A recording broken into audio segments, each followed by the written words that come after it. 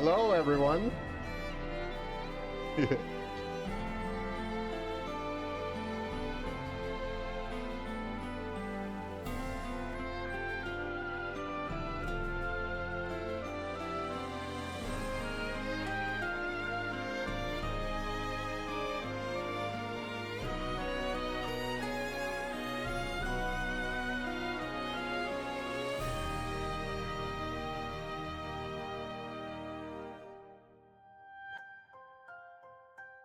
I'm back, and this time I'm handling the stream, so if you have any problems, let me know. I'm excited to be here, and take it off, Captain.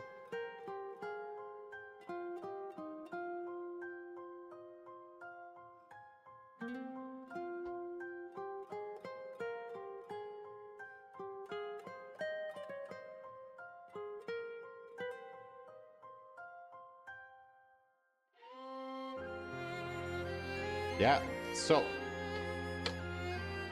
tonight we got some matches that I'm really excited for tonight, especially because we got multiple people here already salivating for the chance of graduating.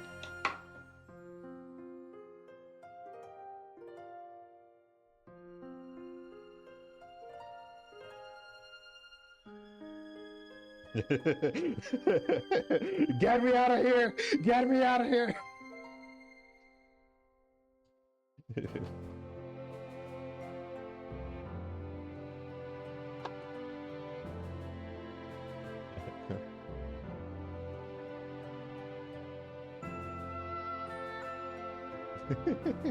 Well, that just means you've ascended. You have risen as in a brand new Skyfarer.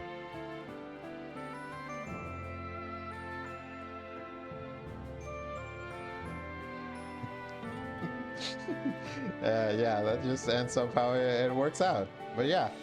Anyway, Nixon, for first match we got for first match Morab versus Bisako. So we got some new faces here that I'm excited to see what they got in store for us.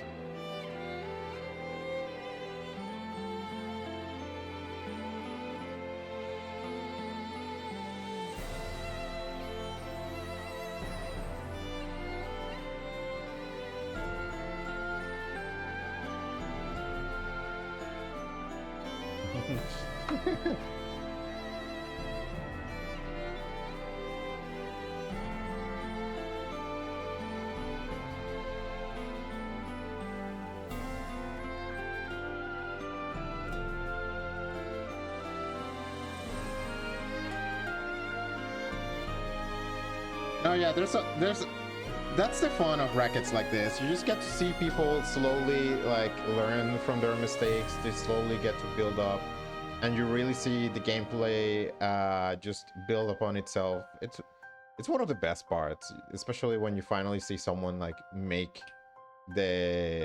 when all the pieces click and they can finally start just running with games.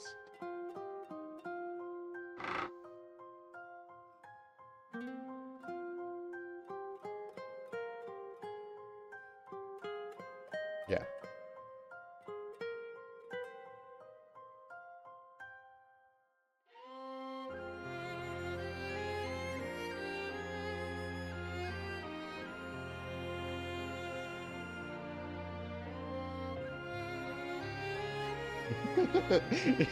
Yeah, more often than not the second one. But hey, sometimes you need that to really get things going, you know? So we got our first contestants, and the Legend of Rakan signals the beginning of our first fight. Morab versus Bisako, and we got Beatrix versus Beelzebub.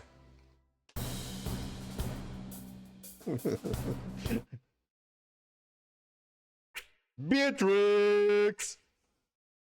Oh, audio's game audio's too loud? Okay, let me move it.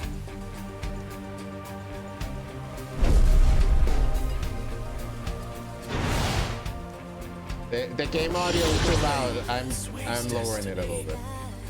Okay. Sorry. Likely a baseless rumor, but one that I cannot ignore.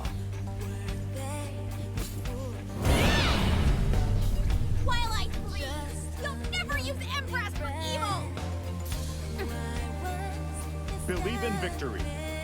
Battle 1. Engage.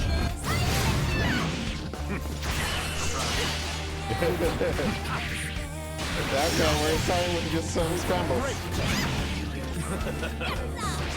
Okay, Raja, they're having trouble with your mic, Cap. I increased your volume as much as I can. Marvelous. No, it's just increase your volume a little bit. It's a little bit too low. Regardless, that's a first round for Mora. Pretty clean round there. So, obviously, the thing is, Bugs wants to play good mid-range. The problem is, Victor's just has really good tools for dealing with a lot of yes sports pressure. Just close the gap. Oh, sneaky.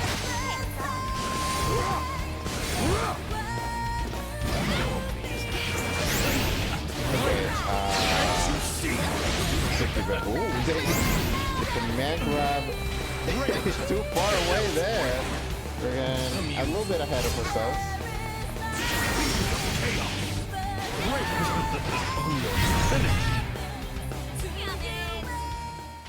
You're pathetic. A sword with the power to consume destiny. Believe in victory. Battle 1. Engage. Yeah.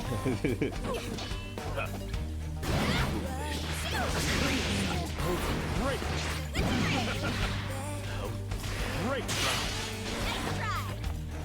Okay.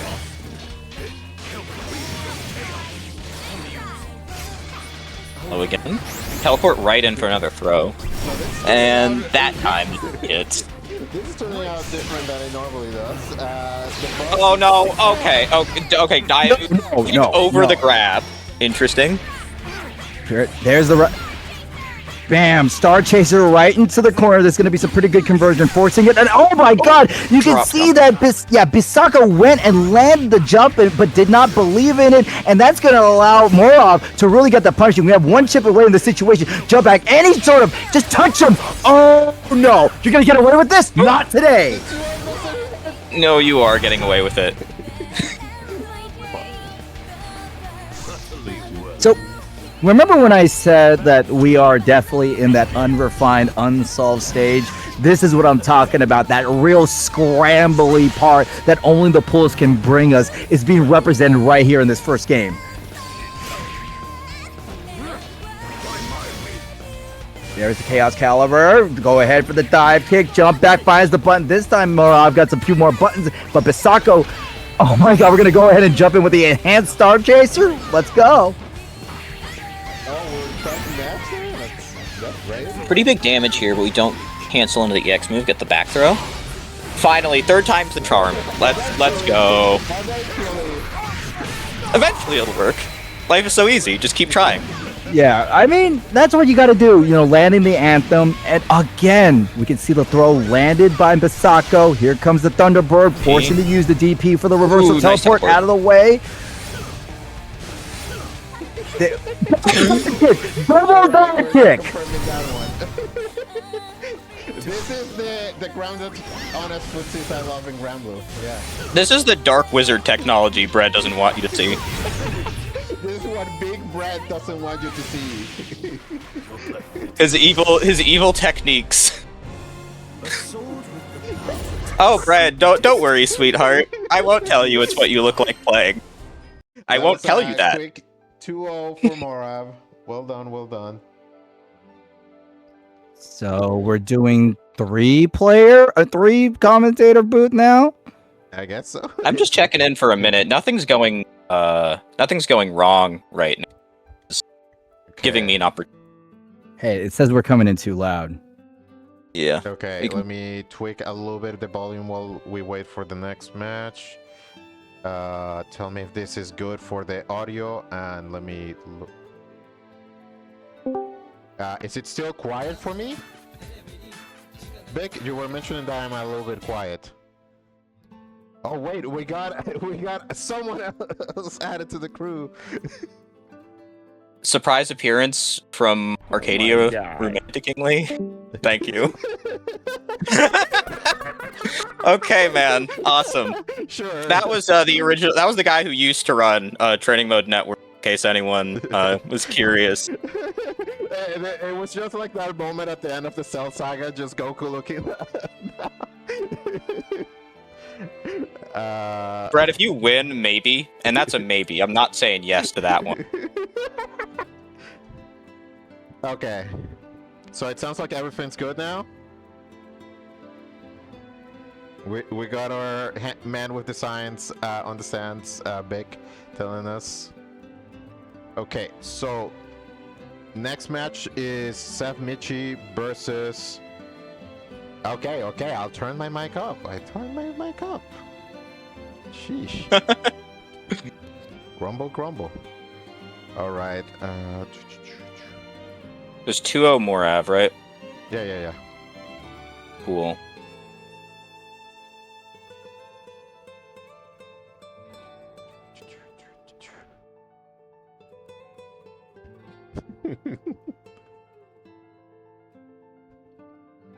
Mitchie, get out of training mode, man! Michi, get out! Come on! It's fighting time! Mitchie! Mitchie! Okay, is that better? You're playing Jita, bro. The combos cannot be that engaging. Off the cap, man! Let's go! Alright.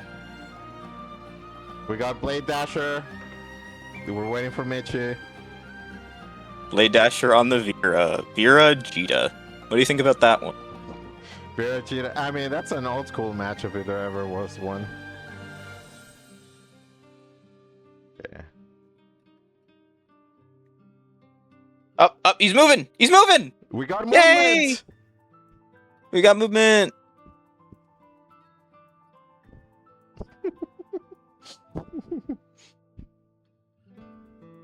Okay. Yeah. There we go. Yep. All right. Scoreboard's ready. Got the match going. Let's go. Blade Dasher versus Seth Michi. This is a fun one. I definitely like watching Jita play. There's just something beautifully simplistic of a multi-hit Rekka. People don't drop the Rekka. That's why we love playing DJ. But meanwhile, Vera always has those knockdown situations, especially with the fairy. And the question is, when is she gonna throw the install? Yeah, I'm curious to see if Blade Dasher is a 5U Vera, so to speak. Already we use the tick throw situation, and bam! All right, Blade Dasher trying to set the pace, but Seth Michi again with the 6s out. And you can really see. How do you feel about these range 1 fireballs? Okay, some corner combos. I think the fireballs themselves are fairly useful, especially in like a lower mid-level where people aren't actively trying to roll or spot dodge. But if you keep throwing them, like especially after a kill, it's not Street Fighter. Like medium kick and a Hadoken, not just like a safe control pressure. People can roll that very easily. Yeah. Oh no! Oh my God, we got caught mashing, and still you can see that Blade Dasher, even though landing with the Furious Strike does not have it. But dang, here we are, dashing light. Let's slide across that ring and hit that first round. Bam! Hilt of the sword. So a big thing here is, oh, there we go. I was wondering when that was gonna come up. So before the install, Jita definitely has the advantage just because Vera does not enjoy fighting people with fireballs. Admittedly, Jita is not the worst case for Vera just because her old fireball isn't like blast, it's more of a shotgun. Oh. I wonder if he's having some controller trouble there. Yeah, that felt kind of weird. It's kind of weird to see him sit there, but he got counter hit, so he was like hitting something. It's yeah. Let's see. Ooh, we're going back lag? to the lobby. Please wait. We're having connection. That's rough this early already, if that's the case. The match ended. Match. Are we all alive? I mean, the lobby seems to still be alive, so that I don't think that's the issue. Something. Yeah. And let's see what the technical what. Okay, Blade Dasher is reporting that everything's fine on their end. Everything's fine. Damn. Impressive. Let's You see. managed to sit still for 1 hour. Is the Mitchster having some technical difficulties? Difficulties, taking a second. What do you think about that early match besides that? Besides the stuff? Well, I feel like Mitch has a general idea what he needs to do, but I think it's a matter of knowing how to press the offensive, because a lot of times they just moved back, and then Blade Dasher immediately took advantage, like, okay, I'm just being allowed to escape, I will escape, and it felt like it's like the neutral is generally around the same level, but Blade Dasher seems to be at least aware of how to push their advantage further with Bira. So the key for Seth to really come back and win the set would be to know how to just slowly accrue advantage and not let Blade Dasher take the lead. Mitchie said Blade hit. Trying to see if.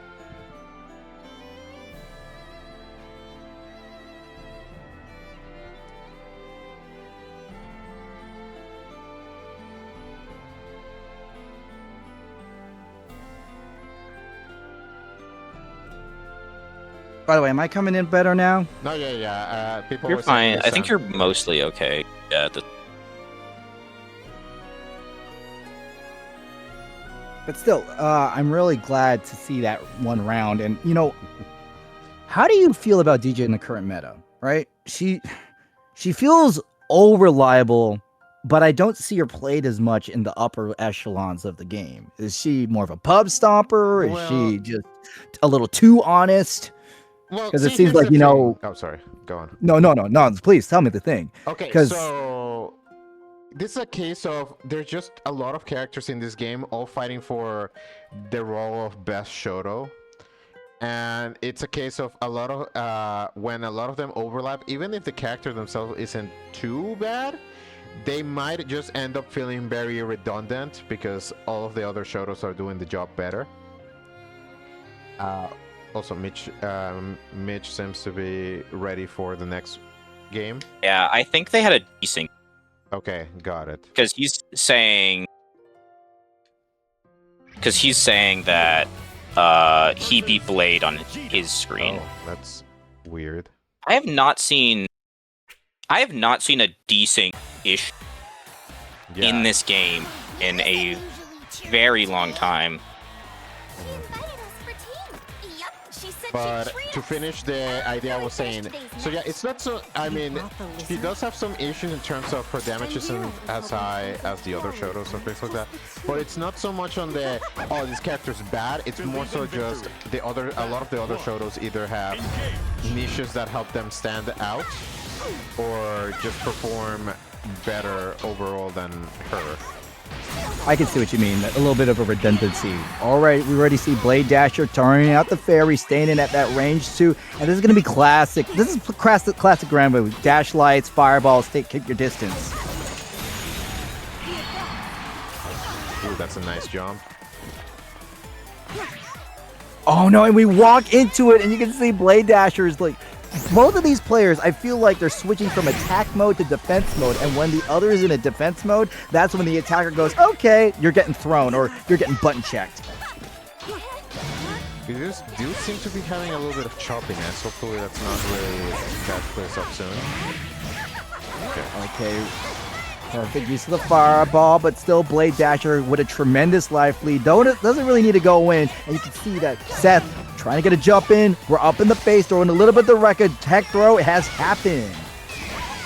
Mitch is definitely doing some very great moves there. Oh no!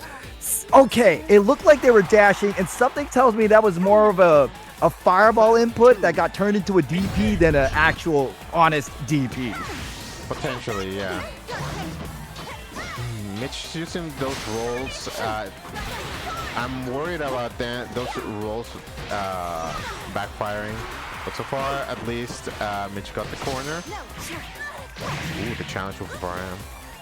Okay, both of these people switching in that's that choppy style that you were talking about, Levatar, and dashing one more time. Oh, a misplaced crouching B leads to a DP. That time we see a more confident jump in. Here comes Seth McFeely, but oh no, there's the punish. We got the install online. Gambling on the heavy Rekka.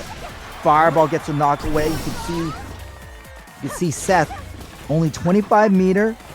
Both of their moves on cooldown. They're both off of it right now, but still Blade Dasher has both the install close to 50. I think it happened again. I think they're getting desync. Yeah. No. That's desync. Yeah, unfortunate. Something going on because the match has been particularly choppy, especially in this one. Yeah, alright. Yeah. I'm gonna say we're gonna call that a connection test. Just wrap up the round if possible, and yeah, we'll just run a connection 2 and rest of the match. We'll play out some other matches. Yeah, that sounds like the best. So just close it out. Unfortunate. Sorry about that, everyone. So in this situation, what will be happening when it comes to this set of Seth versus Blade Dancer? I'm gonna call for connection test from both of them, and if someone is demonstrably worse than the other one, we'll give the win to the person with a better connection. If they're got like similar connections, we're gonna try to get someone who's closer NA, because an NA based turn. And if not, I'll figure something out. Okay, I'll leave you to it. In the meantime, we need to call our next match, which is... it's going to be Angry Cheese and End of Space. Gotcha.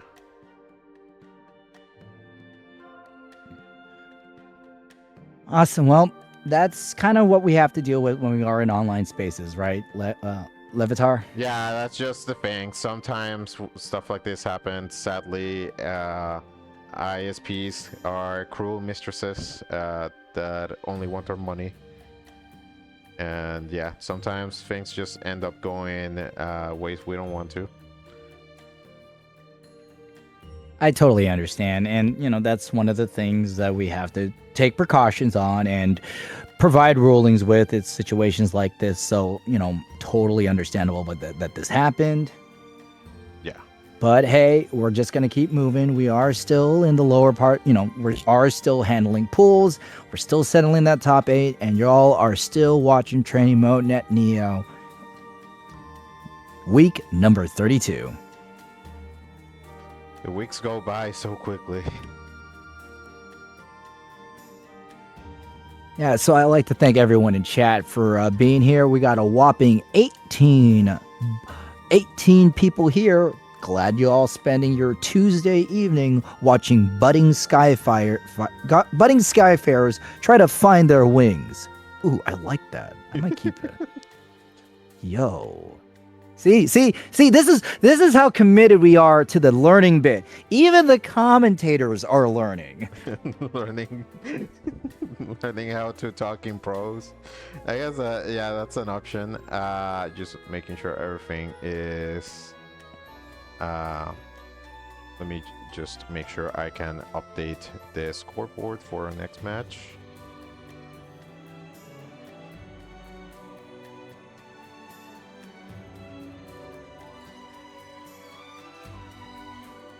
All right. And with that, I'll...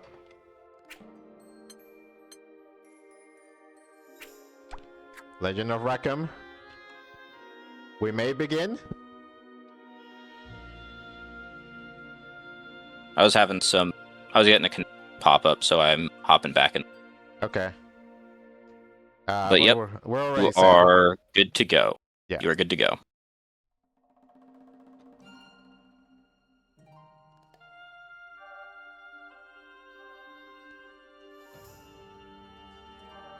Oh, okay, so we're carrying on the Vera, but this time we'll try Eustace, and this is significantly more of a matchup the Vera will not enjoy.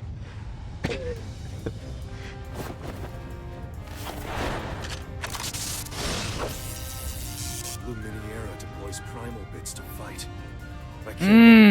I love this one. I'm not so good. Our resident charge character, one of a few charge characters in Granblue, but another Vera. So Vera versus Eustace. Yeah.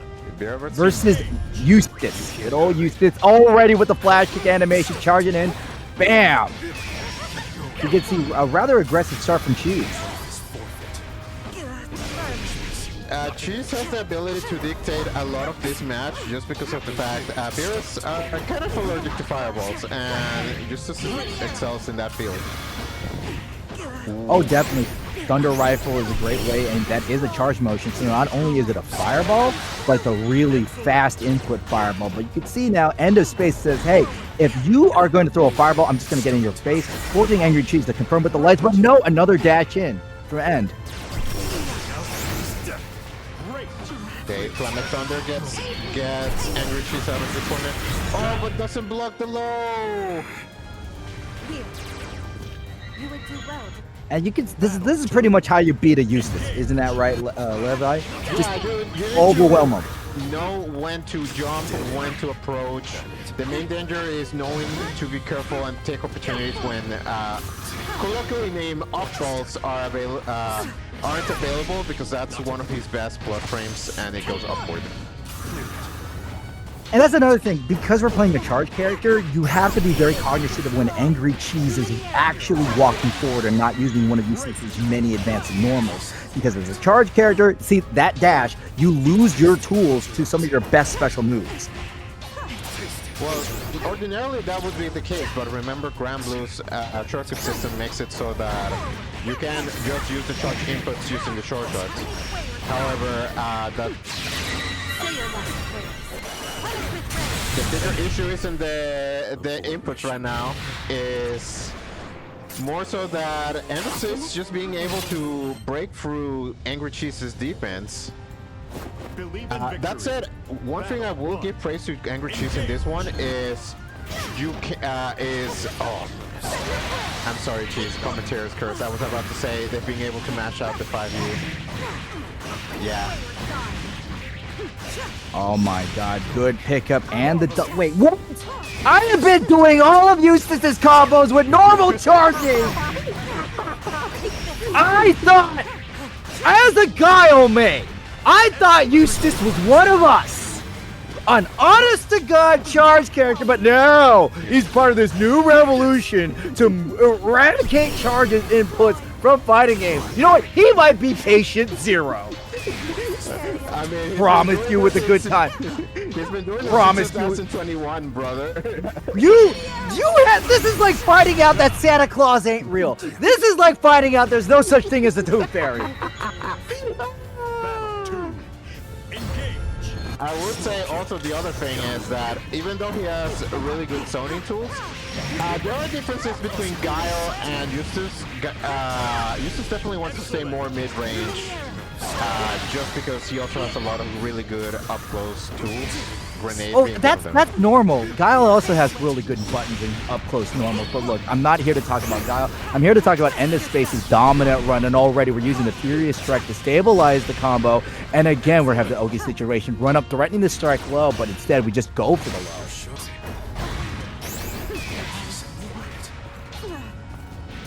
Fighting for their life. Cheese, one good hit, no BC. That's a scary place to be. Oh yeah, but still though, it's okay to be no BC when you have barely any life. I mean, you're gonna die in one touch anyway. Here comes that maybe charge input. Abort mission. Oh no, Blade Dasher, I am aware of Geiger in Fantasy Strike. I am aware of that. Oh, that guy. He's cool. Probably one of the Oh, more yeah. interesting characters they made in that game. That said, End of Space takes it. A very clean 2-0. And that one of the reasons why is just because Angry Cheese was not able to control the space or just put in a lot of buttons. If you're going to be sitting and down backing, you're already on the back foot just because of the fact that your opponent is able to dictate the match, get their plus frames, and start their mix. Yeah, has Soma, the resident Bira expert in the comments, is saying blue grenade is a really good tool. That's actually one of the feints. I would say Angry Cheese needs to start using the grenades. They're really good Sony tools too. And also, an important thing is that uses 2H also has a follow-up that can help catch in people if they're trying to use delayed jumps or anything like that. So that's something really good to keep in mind in terms of keeping people away. This is a game you want to hit your command, your normal anti-airs rather than a reversal when it comes to checking people. So that's something important to keep in mind. Especially since your normal anti-airs lead to better routes and better combos, and of course meter. One other things is just using the up balls more is just a good way to create space. Eustace is I put him, okay, don't kill me for saying this. He's kind of similar in the category of like a Lil Wayne, not as bad though in terms of filling up the screen as Zero Syndicate says, visual noise. And you want that. You want your opponent to just have to consider so many angles and so many options so they can't just run up, jump, throw, lull. No, yeah. That's one of the scarier things. Another tool that I would recommend Angry Cheese use from Eustace in the future is Ultimate Up Balls, as it's called. That move is really oppressive in terms of just being able to be like, you are standing here. But anyway, we'll leave it at that. We have a big match coming up. We got resident Bob's, the main Bob's player here.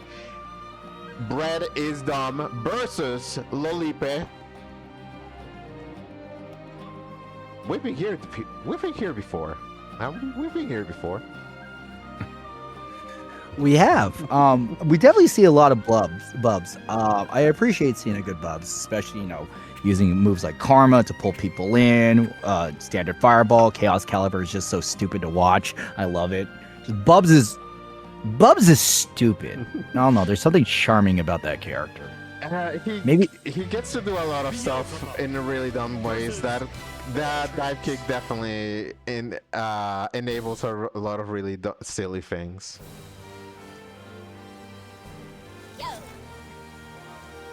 Meanwhile, we have another Bubs Beatrix match. The last time our Beatrix was victorious because they were just able to play a lot more aggressively. I'm wondering if this is going to be more of a teleport Bubs or a dive kick Bubs. It's a dive kick Bubs.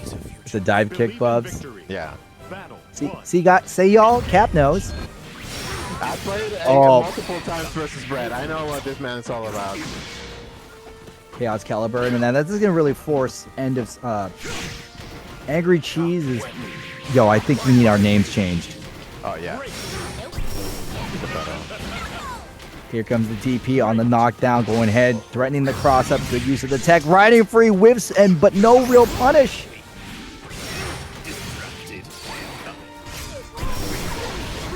Here comes Brett. Brett is dumb, playing a lot more of a distance buff, jumping back for the. To avoid the riding free. Oh, but this time the dive kick is tucked. And no, we called that out. Lolipe was like, yo, I'm going to go ahead and do my dash light mix, get my Oki. And Brett is dumb said, I'm going to play the anthem of your funeral. Bam, command grab. Let me take a shot. First anthem from Brett in the bracket. There's going to be a lot of those. Oh, yeah, that is something that Brett is dumb. It does a lot. Pretty much feels like it's a game that he plays on his own, which is how many times can I lump this dumb super in a tournament? It's a normal symptom of playing too much Bobs. You start hearing voices and they tell you anthem now. Okay, Randy Orton. Already 6-6 light. Oh man, I wonder, is he gonna jump backwards and dive kick? Is he gonna double backdash? Double backdash? Ooh! Oh, he was running up and command grabbing. I know he was. Oh, but hey, there's a command grab from Lolipa right there. We got Delta Clock, and that's really bad if Lolipa is able to land that fireball into the corner, forcing Bread is to take the teleport because we don't want that big combo on the table. They're riding free. Air unblockable.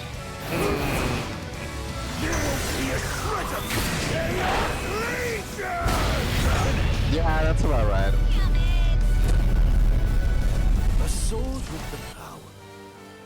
I should post that clip I made of how to deal with Beelzebub doing that, and just like put that in Rising chat. I think we all need to see that. He cannot keep getting. We can't keep getting away with this. Can't. Like, I'm sick of it. I'm sick of this happening. It has to stop. It stopped with us, guys. We need to protect our channel. It's not just to stop him, it's also to save him. He can't keep thinking this is...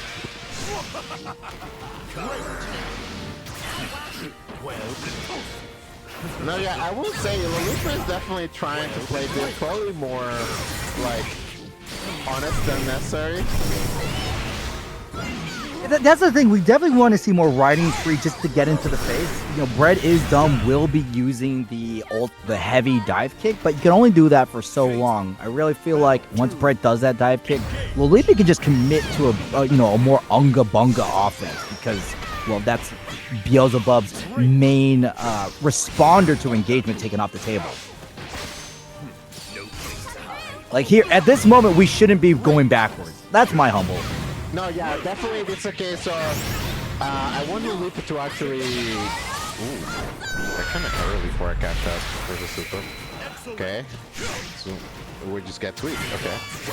One Bread point away, and that's going to go ahead and have Bread is dumb not use the Anthem. One of the very few times we're going to use the actual Skybound on field. So this isn't so bad. Having only one VP is kind of rough, but Bobs really likes a lot of their old skills, so them having no meter versus riding freeze can actually be pretty scary.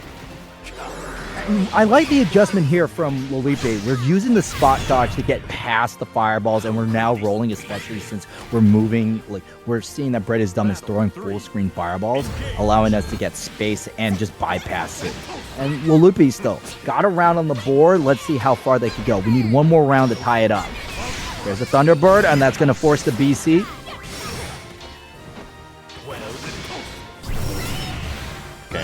Right. But not close enough to the wall to really pick that up. But okay, yo, Star Chaser, one more time, no throws, smash the light, there's the right and free for the confirm, and another, okay, Bread is dumb is spending their BC like they got a credit card. Okay, one more hit. Yeah, you have to be careful with Karma. The best option is normally if you have a DP to just DP through it. Lolipa gets the second game. Very consistent 2-2 use to catch those backdashes. We're not in top 8, right? No. Red won the first one, yeah. Yeah. Oh, sorry. Yeah.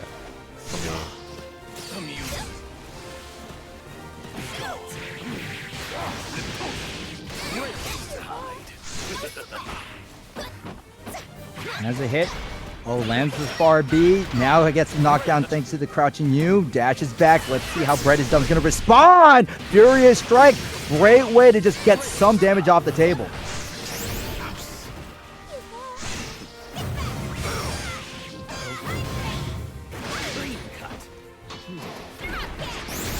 Spot dodge. Okay, no unblockable setups from this last fireball.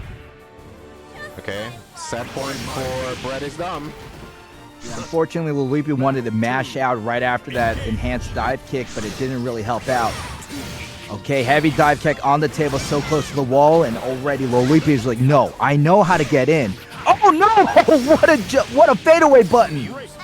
The cross up, the walk under attempt just a little bit too late. And already, Fred is dumb. Has so much meter. Goes for the karma. You think they're gonna try to finish this off with an anthem? No. Instead, we're gonna use the raging strike, and that's gonna be Red is dumb coming up 2-1. First 2 situation. Great job, Fred. We're very lucky he cannot combo command grab, because he would do that, even though that would be like worse objective in every situation. Yeah. I would say one of the main things I've seen Lilipa playing Beatrix a couple of times. I think it is just a thing of Lilipa needs to practice bigger cash outs, because we know Beatrix can do a lot more damage than that. That's honestly the main thing that I would say I want to see worked on from Lilipa with the Beatrix. Even when they played Cat, Lilipe a lot of times would like when Cat launches in the corner, what would end up happening? A lot of like pickups with like close light, like jab button, opposed to like Cat's or heavies. And I think a similar thing's happening here with Beatrix. And I think in a fair few of their games, they end up looking up interactions because, you know, he's missing out on damage, and that's just like an unfortunate reality. If we play like a high damage character, you really do want to get those more consistent firms off to really shore up those situations, especially if you might otherwise have a habit of letting people out of the corner or escape when you don't want them to. Yeah, you definitely want to clean that up in your gameplay, because that can make the difference between a match that you really should be able to win and one that you just you aren't able to close out. So with that, we're moving into winners semis. Hell yeah. And Winners semis. This is going to be a guaranteed top 3 position, and we are seeing so many Veras today. But okay, can I make a confession, Levi? Levy, yeah. Levy, I kind of like watching Vayne play. It's stupid. I love it. I have my thoughts on Vayne, but I'll leave it at Arm destruction! Arm destruction! Come on!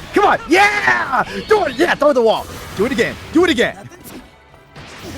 You're so excited when someone pressed 214L. That's incredible. So I was part of it was like, yeah, I think most of the Veras have graduated, and then we have the Veras, the next generation. Yeah, swing that arm destruction. Such a stupid move. And this is why. Out of all the people you don't want to jump against, Vayne is one of those people who can get so much damage off of a normal anti-air. Yeah. Even when he was like bottom 5, bottom 2, that was like the one thing he had was like consistent good anti-air damage. How can you be bottom 5 when you have arm destruction? He managed it, man. He managed it. That shield was really bad. And all of his normals were really bad. He did not have a mid-screen launcher. Like, EXDP used to, like, launch you to the other side of the screen on hit. Guys, did you just see the hype train that started in the... my bad, I missed that. The hype train. He's trying to... No, the hype train that is arm destruction. That's the real hype train. Call Lotus Juice. That's the next song for Persona 6. That's -5. I think End of Space needs to pick that up with like a light. Well, the close medium's just not doing it. Yeah, I think sometimes it's just the far light ends up coming out. And absolutely, Zamir, expert commentator as well, is making the right call. This Vera needs to be a lot more patient because Vayne is that character where if you just run in, you're just going to get cleaved and hit. Vera players, they love that air dash. Not in this matchup. You can't press that. You can't do that one. That one's not good. It was very fortunate that T1 was not able to confirm out of that. That would have ended the game right there. Oh, that was not an intense VP, I'm sure. Yeah, the End of Space seems just... Trapped. Yeah. Stuck. Did you press? You pressed. You're dead. Okay. Okay. And that that's situation because... worked out well for them, but I think that was a lucky break. If they if End of Space wants to consistently win, what he needs to do is just walk more in this matchup. He keeps trying to like use jumps or like Vera air dash to get in. Right there! Very lucky that worked out also. But you keep jumping like that, you're exposing yourself to getting blown up by Vayne and giving him free damage. You need to walk in more, especially with a multi-hit to break the shield, I think. Yeah. Get the install in. Sorry to chitter like that. Back to you guys. It's fine, don't worry. You can see Jumps. End of Space this time showing a little bit more patience. Who won the first game, by the way? The first game was won by no, actually, we're still game 1. We're still on game, I think. No, yeah. It's just been so long. It's been so long. It just takes a while. It takes like 20 arm of disruptions. Okay, End of Space. End of Space takes this one. Now that we've settled our Yeah, it's the first one for End for Space. Believe in victory. Battle 1. Engage. Jump back in, staying As away. a reminder, this is a first to 3 since we are in top 8, rather than a first to 2. Not the shield. That's a bad idea. In the face, don't do that. Oh man, 2 arm destructions. And remember, arm destructions is only 0 on block, so it's not like you get free time to act. But I like what End of Space is doing. Hey, let's actually have the fairy attack on 2 fronts. Now we're at forcing Tig to just play defense. And when Vayne's on defense up close, that's not exactly where he wants to be. Okay, one more hit. Oh, we could really get our mix right now. There's a Oh my god, what are we doing, guys? What are you talking about? It's a classic Granblue handshake. Yeah. Okay, man. My bad. So, one thing I do want to say, End of Space seems just deadly afraid to block Arm of Destruction or trying to close the gap. And Oh my! You can see that End of Space just barely was able to stop that arm destruction. Well, Tig is just playing. This is a classic Vera. When you say shield, arm destruction, sometimes he. Oh no! Wait, there's too much. There's too much animation for that.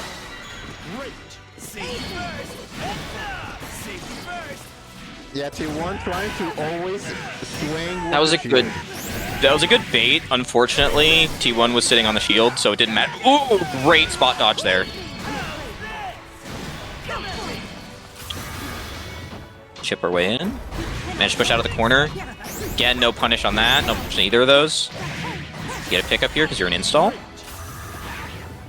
Good catch, no pickup though. This should be it. That should be it. Just go into a close heavy special move. Yep. All right. That's a second. And the space is adjusted pretty quickly. It's the second game for them. No, yeah. But we are playing first to 3, fellas. Yeah, we're first of 3 now. You gotta do one more, fellas.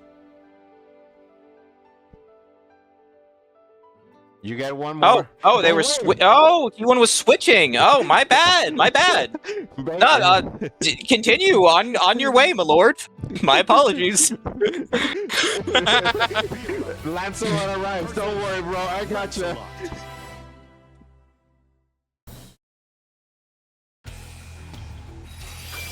I think on paper, you would rather play Vayne here, but if T1 thinks End of Space has the Vayne figured out, Lance is definitely not a bad call. It's a very different character. So you have to change up how you're approaching the matchup regardless. That feels lab. That's not a good sign of how the rest of this matchup might go. Yeah, it's kind of rough because this is one of those cases where Vera's really strong normals helped a lot in terms of like trying to just build a wall of normals to just keep Lancelot from just doing his wacky shenanigans, as you will.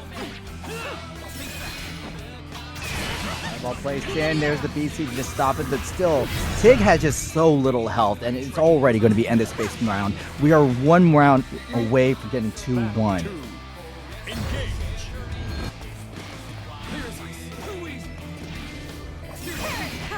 Oh my god, we get the jump in. Big damage from End of Space. classic strike throw mix-up already. We got ourselves the install. Oh, we got some next. Now we want to talk about lab. That combo felt a little bit labbed up, but you see that End of Space is doing such a good job landing these cross-ups. I don't know if Tig's ready for him. We're not hitting the block button, but still, End of Space going to dictate that pace. And oh my god, got caught mashing. You can't match against Beer at 214M. That's plus. The LTP gets a hit. LTP.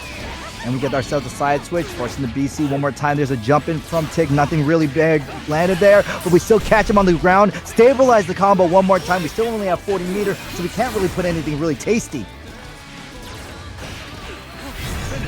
He's unable to anti-air. It's 3-0 for End of Space. Your master twice in 3 End of Space gonna hold on to that Vera. Great job. We're dealing with both the Vayne and the Lancelot, but gosh, that crouching that crouch heavy, nasty. No, yeah, it is definitely a little bit of a wonkier one. Beer switch is definitely a little bit of a weird angle, but that angle is also really good to catch the turbulence teleports, if you saw from the match. But yeah, End of Space will be heading to our winners finals. Guaranteed top spot where they are once again training mode Net Neo, one of the few tournaments where people fight for the privilege to no longer be here. You don't need to phrase it like that every time, man. Okay? It's funny if I say that. Yeah, but it doesn't sound good, you know? Of course, it sounds great. So our next match is the finals from last match, because we got Bread is Dumb versus Mech Warrior. So remember, Bread is Dumb has only landed Anthem one time so far. Don't encourage him, man. That's a good thing. That's a good thing. Captain. We need him to stop doing that. Maybe I'm trying to make sure that there's always a Beelzebub in your tournament. We already have a second one. We've got a second one. We saw them round one. Alrighty, chat room. This meth addict was only injected one syringe into his arm. Their arm. Okay, man. Awesome. That's really cool. Yo. No, seriously, check chat. They, them. Gotcha. Hurt. My bad, Chief. So, what? But don't you want 10? And is it really bad? Unless no. If they land, is it damage good?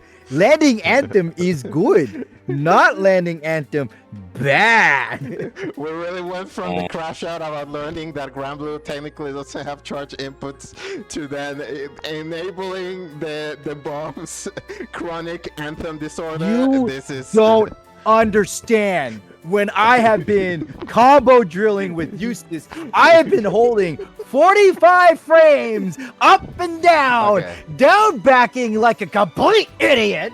Captain, You don't even need to do that anymore. We're playing Rising, man. Look, we have a match to commentate. No one's making you churn butter by hand. We have machines for that. We have SpongeBob. We have the technology. But we definitely have our first Vasaraga in the bracket. Obviously, we don't have to extol the strengths of this character for too long. We've seen players like Blue Sky Guy absolutely wreak havoc with Vasaraga, and part of one of the reasons is Savage Rampage. Yeah, Vasaraga is a really snowballing character. Like at the start of a round, Box definitely has a lot of tools to keep Vasaraga on a leash. However, the moment Soulforge is active, things really get scary. Not to mention the heavy extinction, or heck, Battalions of Fear is another great way to just confirm and bully our way into the spacing. So really, a lot of these options, such as the Fireball, can only work so long against a Vasaraga. Oh, the ult tackle does not confirm into a combo.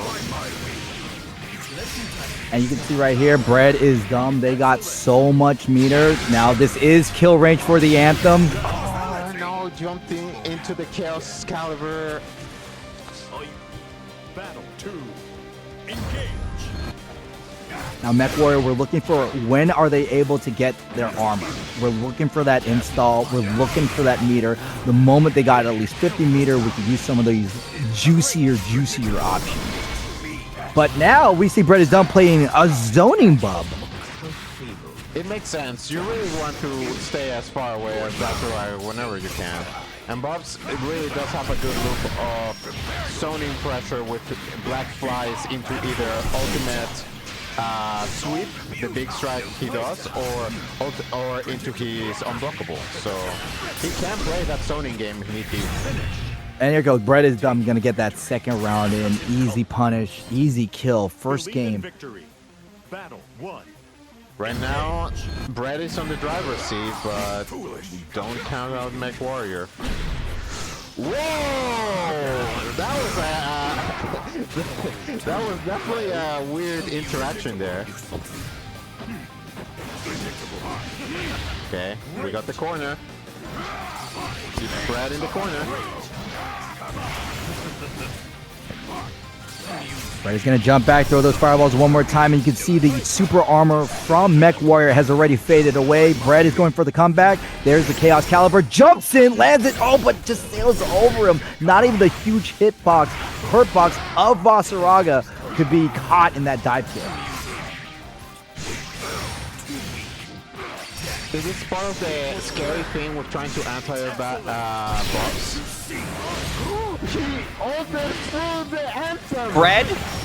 Bread super kills in that situation, Bread. Comboing into the spear, kills!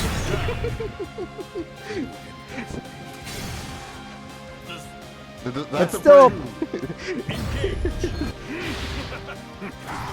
Italian Fear, spot dodge a swing. Here comes Vasaraga, but all right, Beelzebub coming him on the chase down.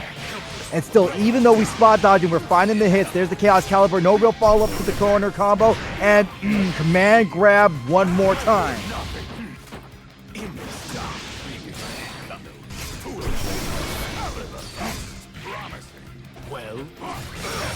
Oh, the T2 dive kick catches. I don't think this, no, doesn't go to finish it. But now Bread can just close it with Raging Chain, Raging Strike. We're at 2-0. Battle 1. Engage. A little bit of a dire situation for Tech Warrior right now. 2-0 situation. Mech Warrior's got to find something. He got the corner. Good. This is... No! Charge up the Battalions of Fear, and we don't get the combo. Instead, we get side switched on.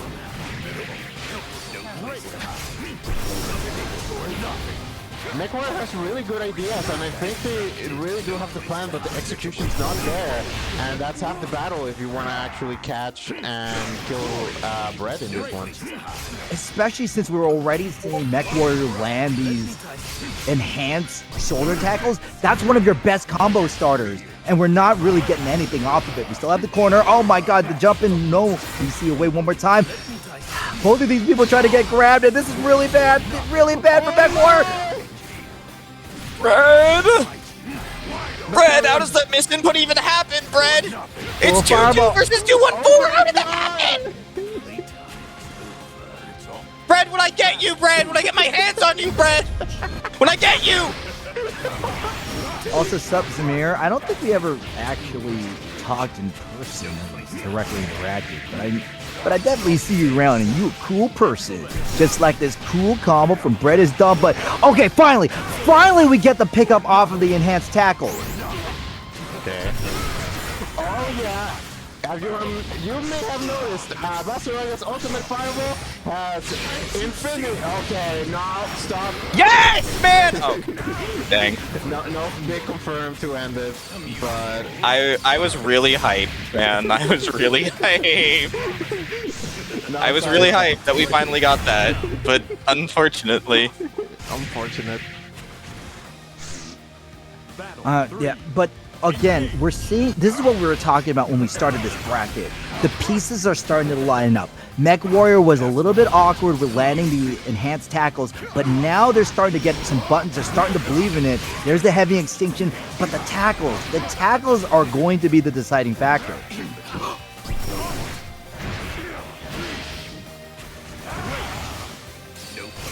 Okay.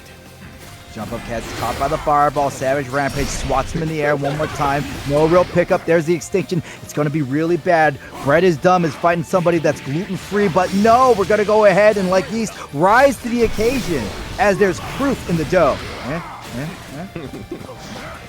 Okay, Meg, I need you to stop doing big swings. He's gonna spot dodge. Just look They're for gonna that. spot dodge. They're gonna spot dodge. Sorry. But Okay. Fosteraga, alt move slop. Release rising, it's like I never left you. You were not beautiful, you were something, that's for sure. That is one of the things about Vossraga that's the unique quirks of the character. Very rarely will we see a super or sky bounce for this character because really good pilots, Vossraga, spend their meter on enhanced tackles and enhanced extinctions. I mean, they're good. They're really good. Yeah, they're great. They're great moves. Also, he already does like 3 trillion damage. Who gets an SBA to do damage when you got that? Oh. Exactly. Okay. Exactly. The reversal Why to get catch the jump was really nice. Savage Rampage, Bread is Dumb is on the bad end. Here comes the tackle one more time. And this is what we were talking about earlier. The tackle needs to be the deciding factor. Mech Warriors using the tackle to open, using the tackle to chase. In this case, we're using the tackle to finish the job. So the big thing here is, oh, that's a big combo! Let's go! Finally, there's the medium chain that's going to get the side switch from Bread is Dumb. Neutral jump, great answer to the tackle. And we were playing with fire with that teleport, Bread.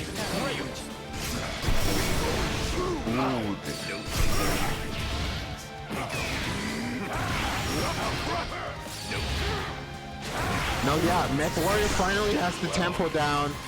Okay, Block, or it doesn't matter. Ultimate kick and grab. Tying that up, 2-2. A man grab is one of Vossaraga's universal reversal Brad set the options. tempo, and Mech matches the tempo, starts singing, dancing their own tune. Can Brad catch on to the rhythm? It's always the check, isn't it? Oh, yeah. How fast you can adapt, how fast you can switch up, force your opponent to follow you. That is Brad's biggest weakness, really being able to rotate their options enough during the set.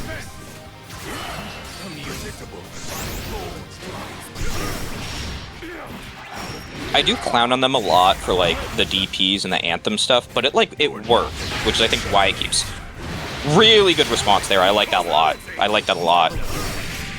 You can spot dodge here? Nice! Yes! Let's go!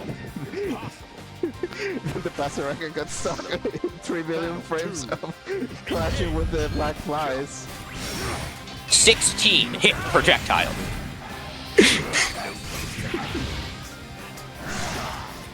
It's like 7, like really obnoxious if you get hit by full charge. Oh yeah. It is one of the best options Bob's has to just stretch through the armor. Ooh, okay, Mech Warrior kind of swinging a little bit wild. Ooh, not a good time to try and get Soul Forge. Still, we're all the way across the screen. Half of our life has been spent. Vossaraga is definitely a character that needs to spend those. Unblockable! It did not get represented until now! That's what you got to do. You got to use the moments when they count, and especially when we're at a last game situation, finally revealing these BS trump cards. That's what we got to do. Bread is Dumb 3-2. Good job. I mean, it was pretty dicey. I did like a lot of what Mech was doing. I think the main thing was just things fell apart around that final match. Just because of the fact that Mech really wanted to force using the Soul Forge, but they didn't have the amount of health they needed to really be like, I'm just gonna trade some health for my armor. That really doesn't work out when you're in a big health deficit versus the Sonar. Absolutely agree. You want to be making these sacrifices early on. When the health lead is too large, sacrificing health already just makes you that much closer to dying. So, let's see. Should we go to do the losers round 3 and quarter? Yep, we're doing a doll and we're gonna run. All right, sounds good. Ito and sticky note. A doll and sticky note. Yep. Lich Daddy versus Lollipe. Right.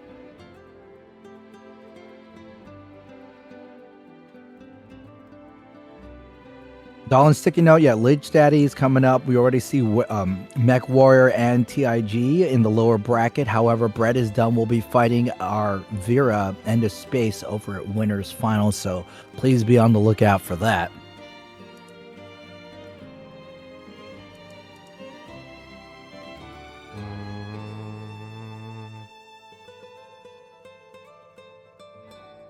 All right, I think we're ready to start it. Yeah. Vera versus Beatrix.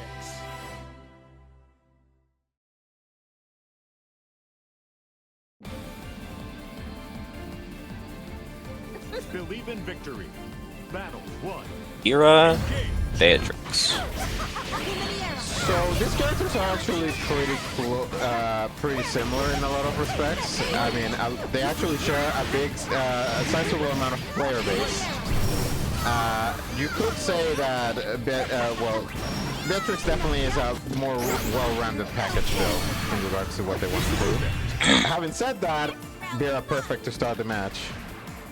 Well, that's one of the reasons is that Sticky Note was just managed to just get every single opening they want, already reversing the countering the dash light. Luminary is off the table, one more dash light, and that's going to be a big counter hit for for Sticky Note. Okay, we got a good confirm from Sticky Note. Well done. Safe jump situation, Sticky Note challenging with the dash lights, waiting and anticipating that run-up throw from a doll. Oh no, misplaced BC, still no big one. Dad! The DP on the minus frames. Their turn. Ooh, that was really good. That should clean out the rounds. Yeah. Been a little worried we might have almost hit combo limit there. Unacceptable. But fortunate. Battle 3. Engage. A doll needs to find some sort of answer real quick. What? Heavy DP round start? Sometimes you just gotta send a message. Sometimes I get these very evil thoughts about TMN players, and I'm like, that's multi. I should do these things. I mean, you say that, but you already let some of the evil thoughts out every so often. Another heavy DP from Sticky Note. There's the knockdown. Run up. No. Doing ourselves a little damage to get that Delta Clock installed. That means if Sticky Note lands one combo, we could definitely get a kill. BC, one more time. Look at all those bright points that the doll does not have. Sticky Note on the...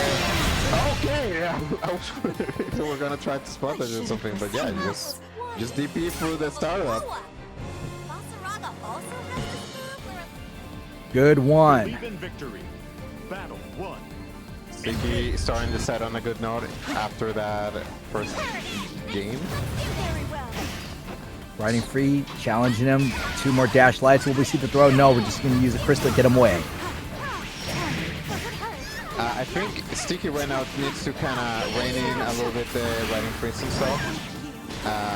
It'll definitely seems to have a better idea of what they're trying to do for the game plan. It's just a matter of Sticky is doing a lot of work with damage they can get. Oh, incredible! Yeah. That was hype as hell. Yeah, I love air throws. 2. Engage.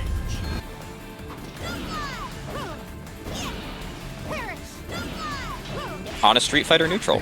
Jump the fireball. Yeah.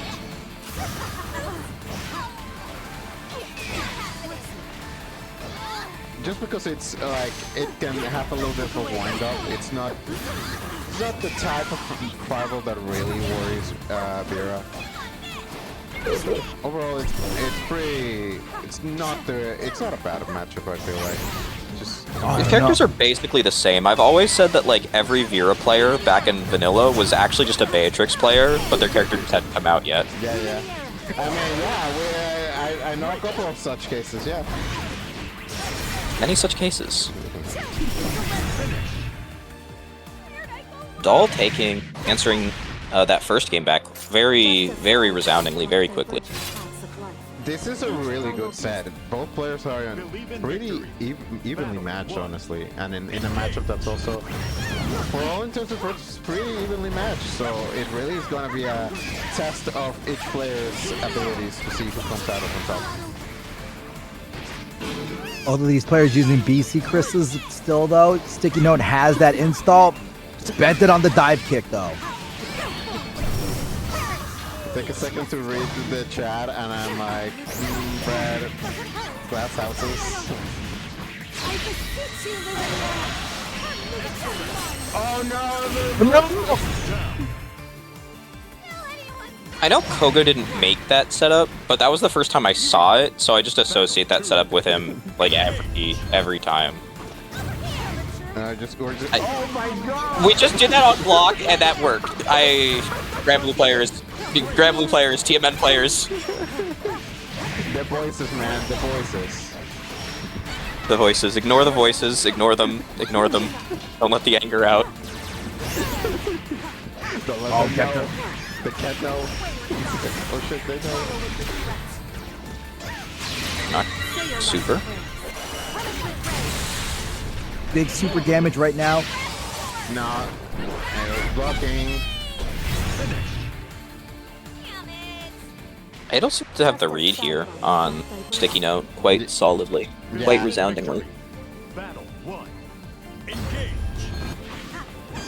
Jumping in. Okay. Already we used the BC Luminary. His jump. Pacing it. There's another fireball that was jumped in on. Still no big damage on the table.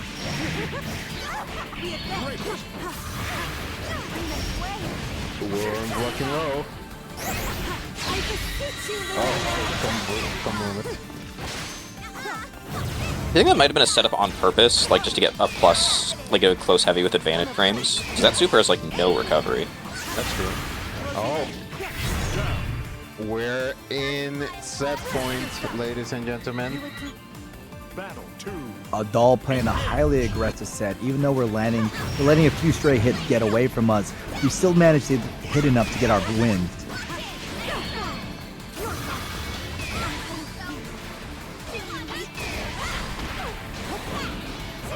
Good dodge. You see there? Be very careful how we whip our buttons, Sticky Note.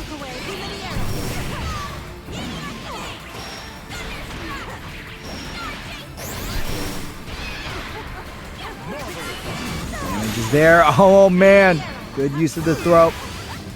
Adele spending that last crystal just to keep our opponent in the corner as we drill him down, and the DP's really gonna hurt because remember, the lower the break point. Oh no! I think this is death.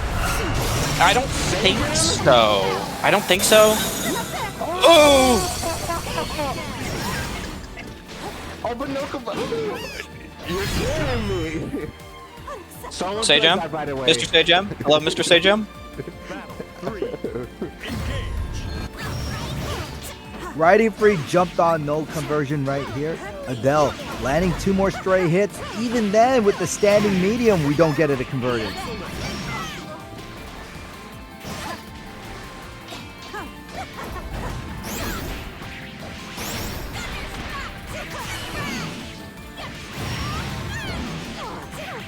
New super here, baby? Yep. Yeah.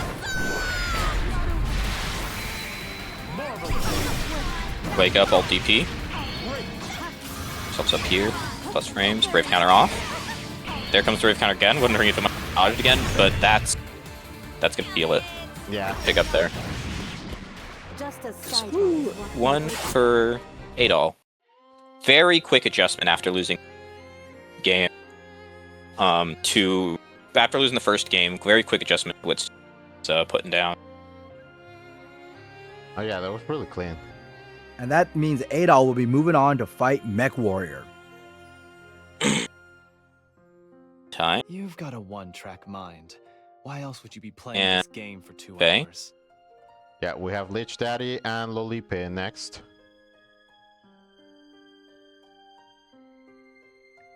Them. We'll... After them, I think we'll go back to the final run. Dresden versus Space. Yeah, sounds good. Sounds good.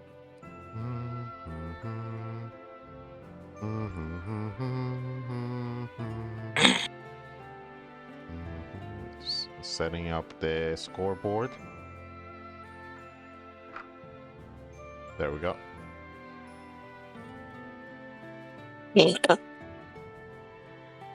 Lolipe is here to join us. I am worried reading what I'm reading in chat from Brad.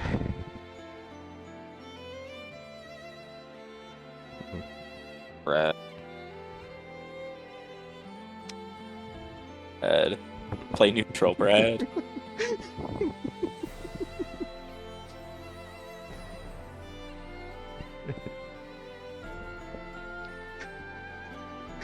Sometimes, what if we? Let's try small, Brad. Let's try neutral jumping before a dive kick.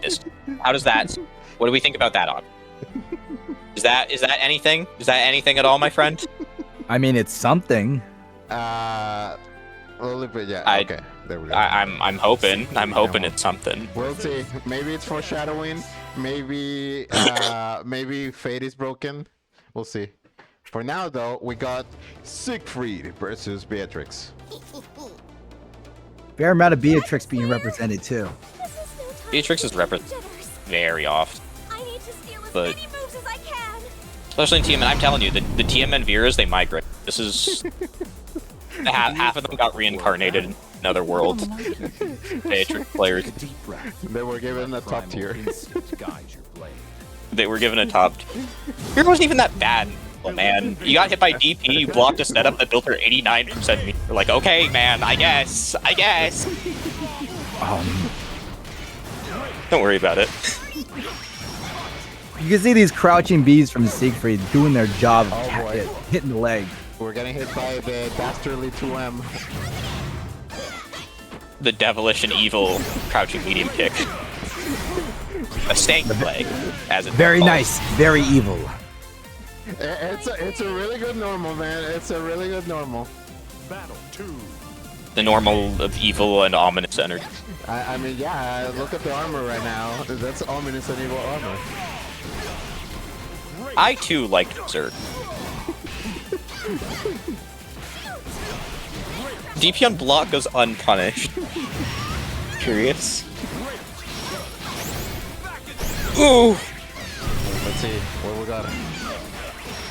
Let's go. We had a little more in the juice.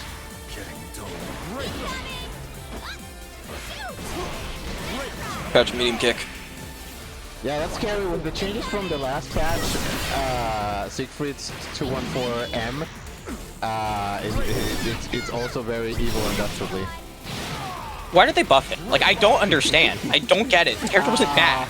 The Siegfried players tried enough, man. Life is so.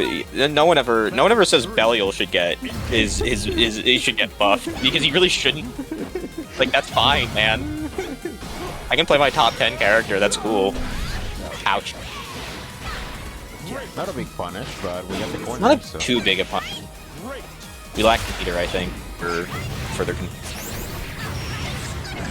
A simple fix to get more damage out of that is Felipe. If he gets that close meek hit, I think just doing another Beatrix because the one that can himself twice on counter. Yeah. So. Just needs to be careful. Any good hit ends it. Good hit ends it. Trying to. Which character are we talking about?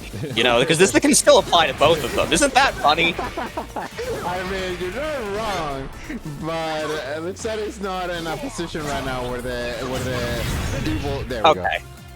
I do want to say this is something that Lip is frequently in situations where they go directly into the SBA, perhaps a little bit too early. They could probably add a Raging Strike into normal, into their corner combos, just to add a little bit more.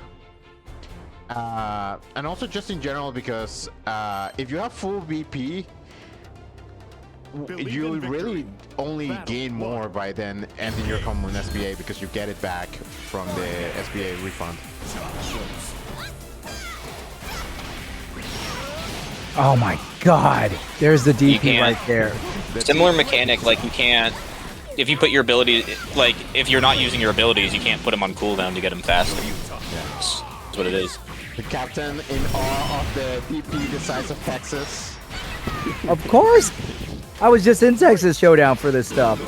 And oh, you can see there, walk up throw, giving ourselves a Delta Clock, and that's going to be death if we get any move in the corner. Tick, tick, tick, tock, tick, tock. Your time is out.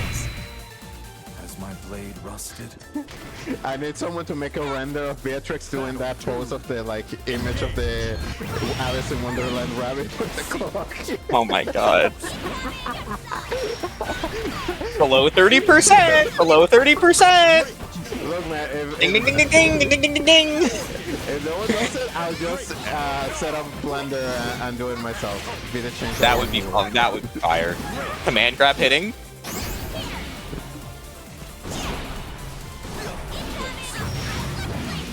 Riding free this time, not Delta Clock enhanced. Fireball double up. That's going to put us at 25% dashing light. Oh my god, you could Lich just Daddy see... hit like a DP on the Lipe? That hit a few. They've hit a few. Okay, I was just wondering if we were like 0 for like 4 at this. That I think that's been that feels very rough.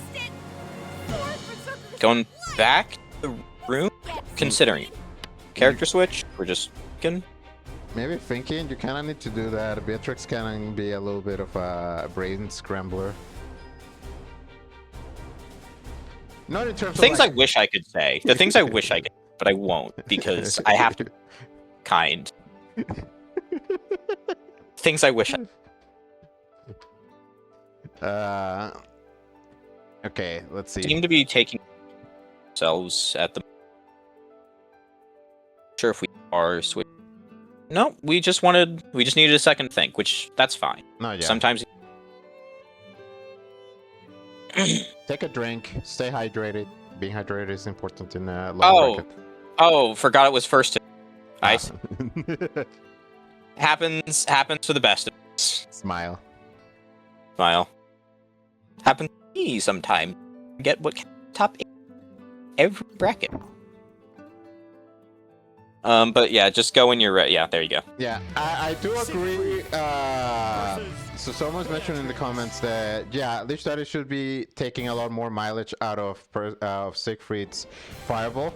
It is one of the Fireballs that has the privilege of stuffing Riding Free because it's grounded. Smile. With all the other things he has, you know, he really does need it.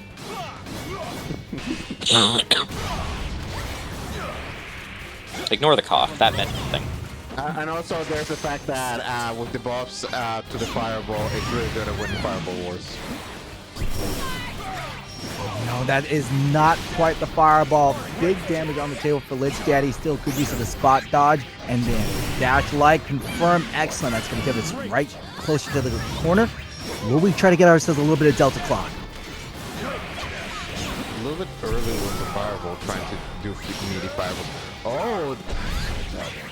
Yeah, I didn't like that. Minus frame DP. A little bit too precarious, as it were. Oh no! Is that the kind of throw you want to do when you're so close to low on health? Oh, sorry. Whiff or medium into SSBA. Lich Daddy kind of, I think, needs to calm down a bit. A lot of his DPs are getting read very badly. And like either Lilipe is calling out the DP or the reversal's just kind of spaced or done at a bad time if it doesn't hit. And I know it's rough when you're down 2. This is for Lilipe. This is like set point, and you're half health, and I get it. But okay, that time, but we really should maybe just hold block a little bit on this defensive. Whatever you get from eating the command grab is less painful than getting comboed. Good. this low health doesn't really matter. Anything's gonna kill. Yep, block the reversal. Yeah, And that is a clean 3-0 for Felipe. Felipe doing a great job moving up deeper into the bracket. That's going to be the last we see of Lich Daddy, and defense is key. Definitely Lich Daddy was just really eager to do something. And I understand, like, if I'm not pressing, I feel like I'm dying, but sometimes my pressing leads to me dying. There, just like there is the need to sometimes do things, there is the need to not. There's a time and place for everything. Having said that, now we're going back to our winners finals, if I'm not mistaken. Are not. We're going back to side to set up which between Bread and End of Space are the sitting grands for the next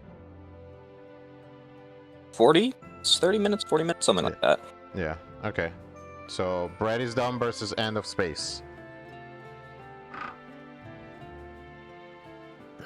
Bread is Dumb has definitely been throwing away rounds for their quest to land the anthem, but still they've been managing to play very well. End of Space has been a solid Vero through and through, finding just ways to exploit the defenses of their opponent. Brad, it's slander. Libel is written. We're speaking. We're not writing.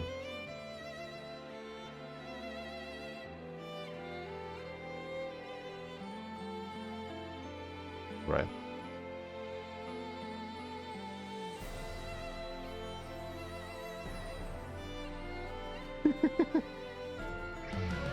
Beelzebub versus Vera. All right, we're going at it. Vera versus Beelzebub here in Canaan. Winners finals. You're in trouble, Catalina. No longer. Winners finals, first to three situation. This is going to be some of our more fundamentally sound players. Bread is Dumb. As much as we like to make fun of their choices, they keep winning and they keep on furthering in the bracket. But still, End of Space has been pretty solid. End of Space doesn't listen to the voices in their head as often, but you got to be careful. Maybe you need a little bit of crazy to win in this game.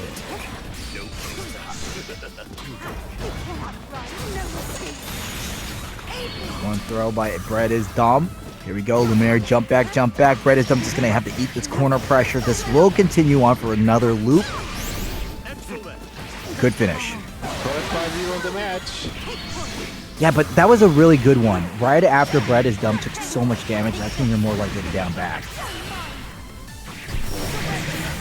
Oh, we're going for that ender instead of SBA. Oh, but reach the SSBA on wake up. BC gets just whiffs. Battle 2. Engage. And you can see Zamir just being... I feel like Zamir is one of those people that shout at fighters during boxing matches, but actually knows what is saying. I go, you could have killed there! That's our good friend Zoma. Our resident virologist. Resident virologist. Ooh, that's a good jump. Into the install there. Install and set up for corner. Yeah, great use of the reset, and that's going to go ahead and put ourselves all the way in the left side of the corner. Setting up a little bit more damage. That was so whiffed. I don't know, was that combo limit or that was just missing? It was combo limit. I definitely just misjudged how many hits they had left. 5 seconds and Red used all of this BC. They're very talented, please understand. Returning to Skydance in the air, but End of Space with the air superiority to win game 1. Battle 1. Okay, now this time, we don't spend... Where are you going with that run forward throw, Red? Ooh, when I get you. Spot, go ahead for the spot, but unfortunately we got swung on neutral jump. Here comes BCA. Forcing it through. And there's... Not catching on to the 5Us. Bro needs to math for them.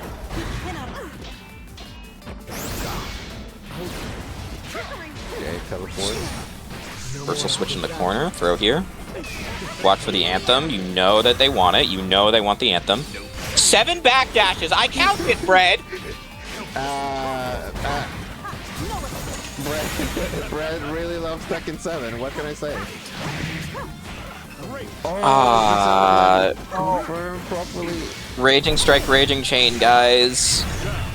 So it works out in the end for End of Space, but there was a reality where Bread finds a hit and switches that back around on End of Space, especially with like a frame 0 command grab. Anything can happen. Yeah.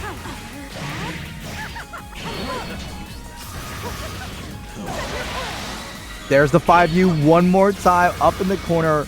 Bread is dumb. They're going to have to... Oh no! Okay, down back and let's use the Furious Strike to open him up. Brett tried to do something. It was a counter hit, but getting hit by the Radiant Strike. Let's pick up the air-to-air, dashing in, went for the 2 for the crouching medium. A little bit of fireballs, good instinct. Play the keep away game. That's the unblockable, if I ever saw one.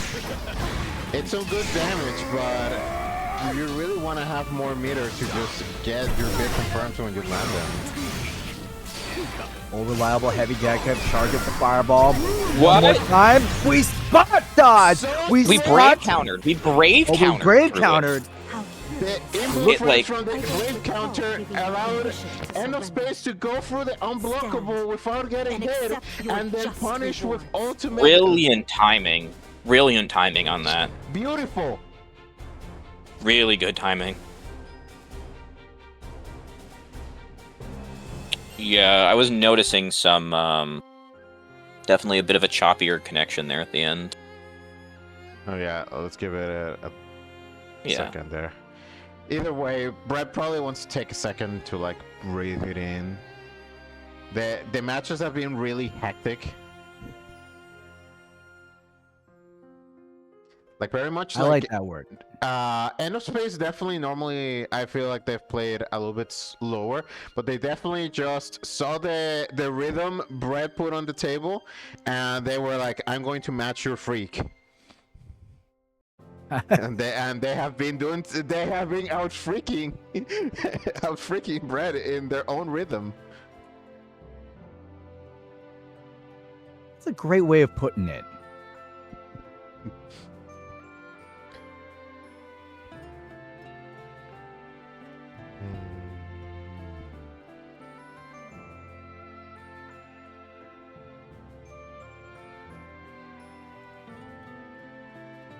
I think we should probably be good to go. Okay.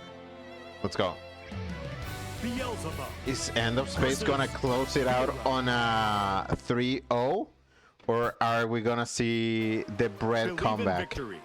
Battle 1. Very good Can question. only hope.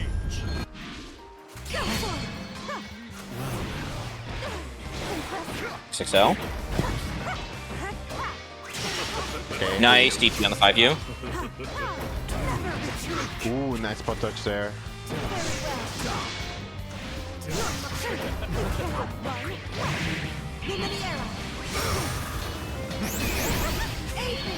Brave counter there to get the knockdown. Black Spear, yeah, I guess hard to punish from that range, but doesn't really get you much of anything. Back to neutral. Poor timing on the fireball. This is going to be a big pickup for End of Space. Put up here, route to install, set up the Lumi. Raging Strike, we need a DP there. The combo drops, but Bread gets hit counter hit and dies anyway. This is set point for End of Space. Things are looking better for Brett, but it's definitely do or die.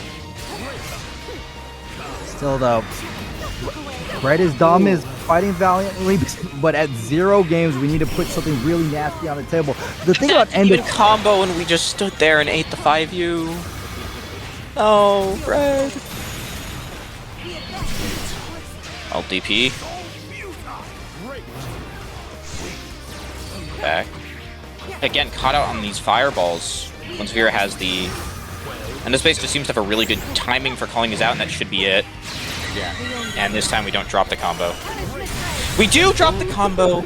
Drop the combo. And... But Red wasn't blocking. How curious. Tragic. Game 3. That didn't seem like there was a poor connection there to me, but No, yeah. just unfortunate, yeah.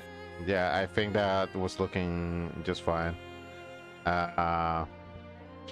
Yeah, I think it was just a matter of... I think there were some ideas, but Brett definitely was defaulting to a lot of options. And Aerospace was just immediately catching them. There wasn't really I didn't see any 2Hs to try and catch enough space jumping around. And while End of Space specifically wasn't really stopping the Bob's dive kicks, they weren't really getting too much versus End of Space getting those jump-ins while Black Flash was coming out that just led to game-winning situations on the side of End Space.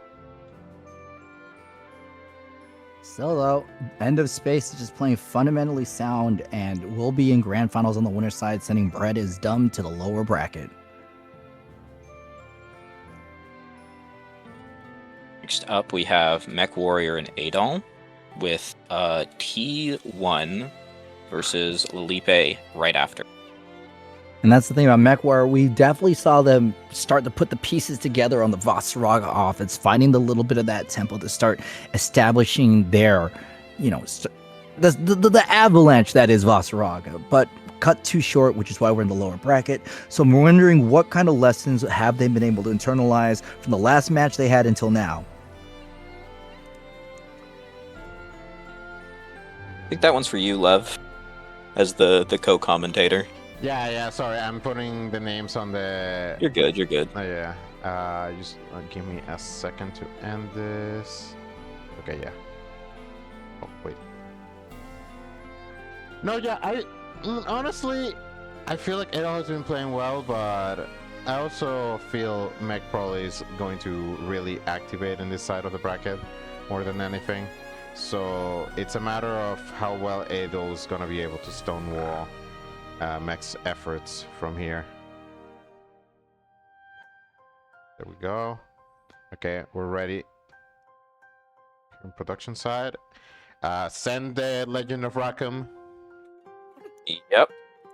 Ready to go. Deploy the frog.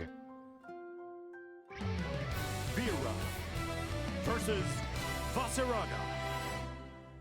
So Bira has some multi-hitting moves. Lumi, especially as a range option, is going to be useful. It's not the DP though, which is a rough one. Yeah. Oh, no, you don't.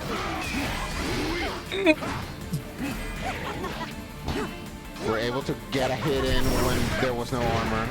But yeah, this is one of the scary things. Vasaraga normal is going to be really big, and even ignoring armor, BC can whiff. Oh, you can see MechWarrior is playing in that very dangerous close range area for Vasaraga, but still, Adol having that. Pretty much, we're smothering Vasaraga, which is what you gotta do. You can't let this person get started, because when Vasaraga is able to get started, we got problems, but we got no life, we got no problems, and they definitely don't got the run. Adol got that. No, yeah, someone's right. A heavy DP for Vera can break the armor. It's 3 hits. It's 3 hits? Yeah. I thought that was only after install. My apologies. But yeah, Zoma obviously knows better than I do about Zera. Resident virologist. And you can see that this is one of the things that, okay, finally, that's what I'm worried about. When Mech Warrior, we're not really using other options, other specials, but you can see the moment that they get enough meter where we can spend for it. Armor or unique, that's when we can start turning the tide. So the scary thing is that sometimes Vasaraga gets good armor at this minigame when he's waking up, where you have to guess if he's going to do the armored battalions, and if you were matching a button, you're going to die, or you get command grab. And you're not dead, right? You might have been. Like that was. I didn't know exactly how many hits were left there, and Vasaraga's got a lot of health, but that...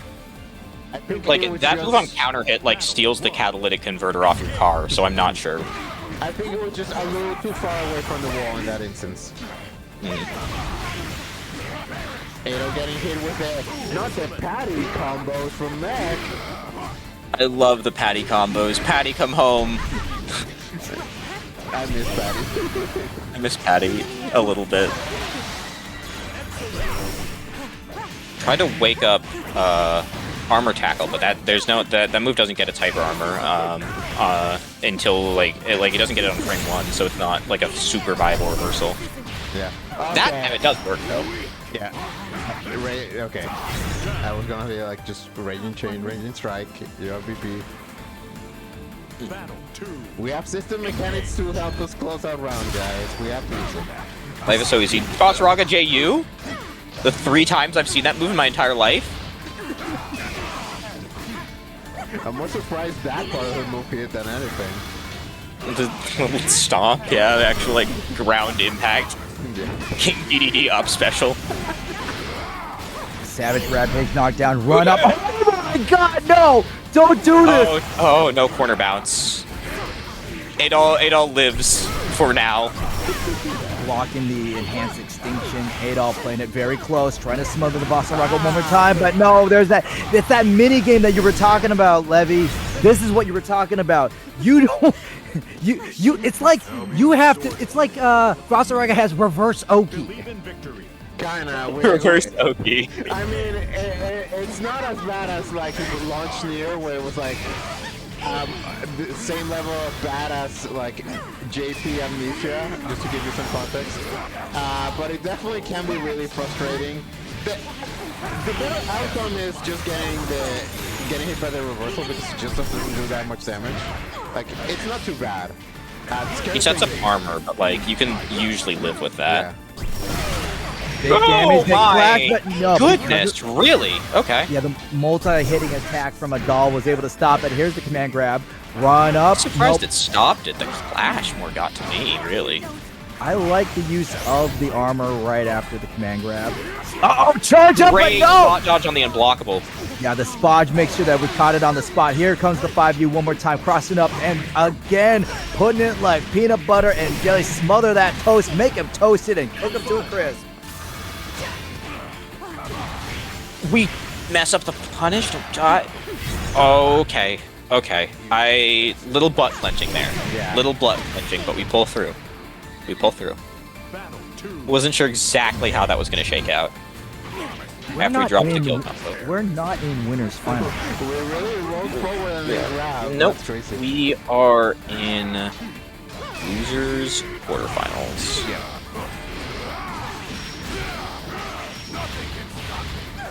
You're in Nothing winners can finals. stop me. Last game. Okay, Big one more damage. Okay, no. Oop, thrown out of corner. A lot gotta of be progress for Adol to make back here. It's possible, but No. Still, Botsaraga's got 50 meter. That means we could do one more stupid BS. Okay. Lands the heavy tackle, and that's going to be another round for MechWarrior, putting us at 2-1. This is still first to 2 situation, right? Yeah. nope, we're first to 3. First to 3. Yeah. Now, Oh. good recognition to get the double 6-6H. Get the combo here, set up for Lumi. MechWarrior was matching. This is really good for a doll, but still MechWarrior. Oh my, it's looking real bad for them. We don't even have enough meter. We can't turn this around. That's going to be a drop. Can't really punish it from that far away, though. But we're still live, that's something to be said. A little too far for extinction. Ooh, we clash on the flash kick. Really good recognition and combo pickup, and that turns it around. MechWarrior can definitely win here now. But we don't have a lot of meter. Most of the moves are on cooldown. We find the sweep mountain time. Block. We still use. Yeah, good use of the BC. The real back from stance dodges the DP. Not just the stance. The fact that we recognize that we could use BC to just reset the energy into the corner allows MechWarrior enough time to get the sway back. That's genuinely incredible. Like, I'm actually astonished by that. Oh boy. Oh no, another slippage into the heavy. Missed time spodge, that spodge, this, dodge danger one more time. Mech Warrior got a little bit of armor, spends it, another spodge. You can see a doll really dipping into the well. They want to just dive into the foreground, but instead the offense is put full focus. We get the install here, or we don't. We're going for damage and routes, and now we get the install. Into the command grab. Yeah. Life is pain. Oh yeah. Like, Third hit on the DP. Like someone Yeah, said, I know it was third hit on an install. I just didn't remember if it was 3 hits without install. But in install, it still breaks. MechWarrior takes the round regardless, but good to know in the RPS situation. Anything helps against Savage Rampage. It's just a very scary RPS situation. Yeah. RPS, where S stands for Savage Rampage. Exactly. Rock, paper, Savage Rampage. Trick question. Savage Rampage beats both of them. It's like gun. Now remember, Doll has been using a lot more spodges just to deal with these single switch from Vasaraga. Punish again, jumps over. Oh, we didn't get anything off the dash light. Shimmying back, let's see. Good, Doll.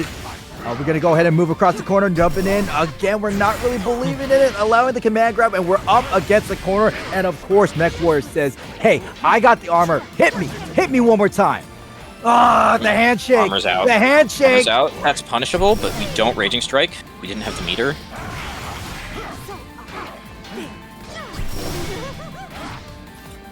+2 in block. Very close here, very close here. Just couldn't pick up those hits. Yeah, look at the patience from Mech Warrior. Pretty much Idol was just doing everything they can to play strike throw, and we saw them land a bunch of far miniums, and normally that would be an easy confirm, but in the heat of the moment we just couldn't eke out that last bit of damage, got a little too close for our comfort, and then bam, scooped up and tossed by Mech Warrior. Yeah, is what it is. Sometimes very, very well played from both of them, but Mech Warrior, I think, just had the edge in terms of reward off of interactions and consistency in securing those interactions for positive reward. Mech Warrior left a lot less damage on the table than Adol did. Yeah. All right. Next up, we have T1 G37 versus Lalipe. Also in losers' quarters. There we go. Everything's set. The winner of this will go on to play Mech Warrior. We got someone in chat really understanding the core of Granblue. When in doubt, turn blue.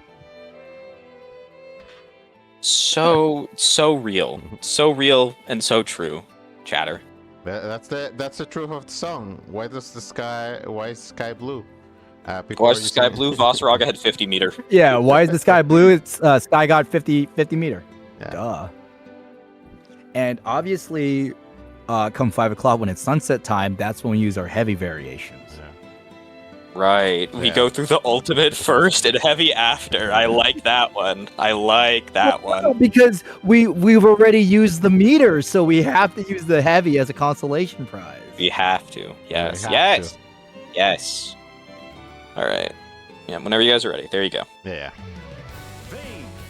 T1 versus Lolipe. Lolipe has been pretty solid.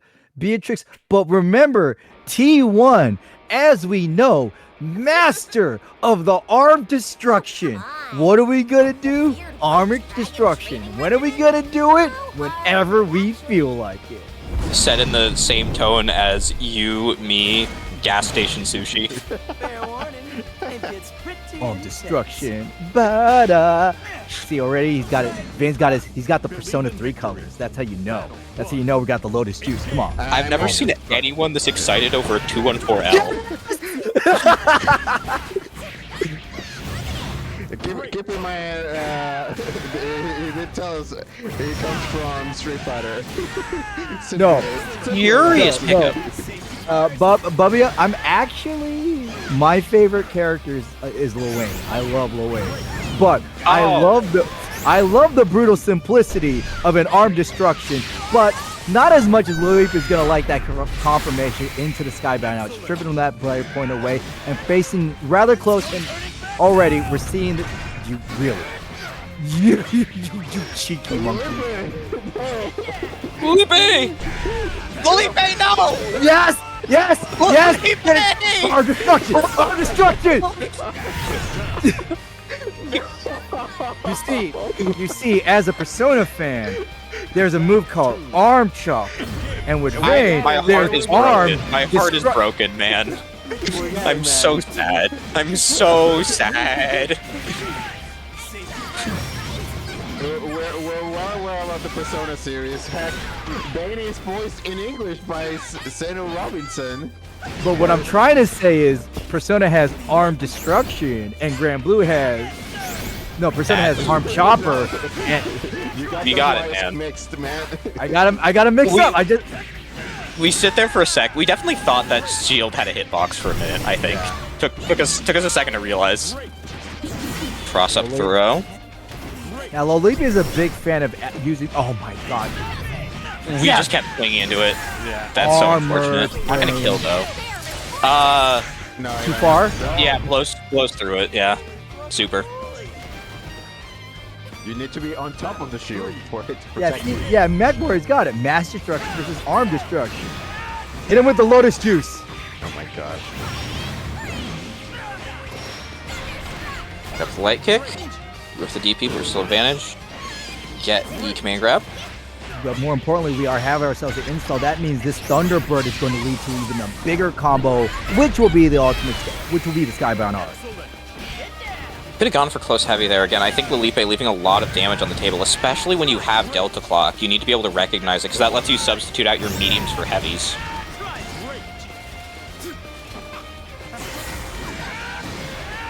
That's where a lot of the big Beatrix damage comes from.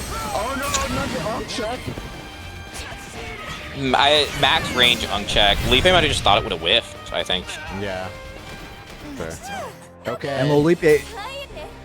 And this is one of the reasons why T1 is unable to really seal the deal. We're not in that range to that Vayne wants to be. We haven't really figured out how to brawl in close range, and especially when Lolipe is getting Delta Clock in the corner, they're able to get so much reward. And as much as I love Arm Destruction, it's only one big move.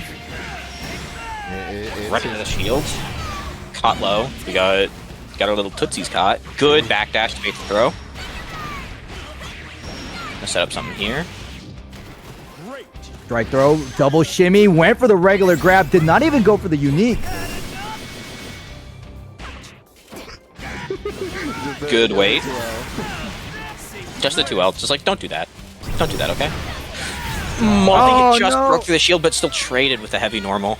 And T1 gets the pickup. T1 lend themselves a R1 first three situation. T1 looking in. There's the Thunderbird one more time. This is where it gets scary. Lolipe going to be looking for that Delta Clock or that shooting throw. Thunderbird jump in. Still managed to get the series off the riding free. Let's go. Side switch throw.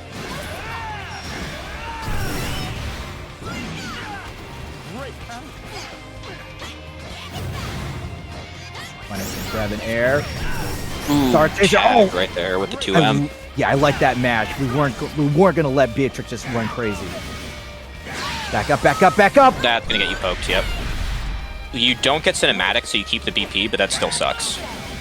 Still a lot of damage that they lost. And Vayne's another character who needs a trade in their life for opportunity. 2H. Good confirm.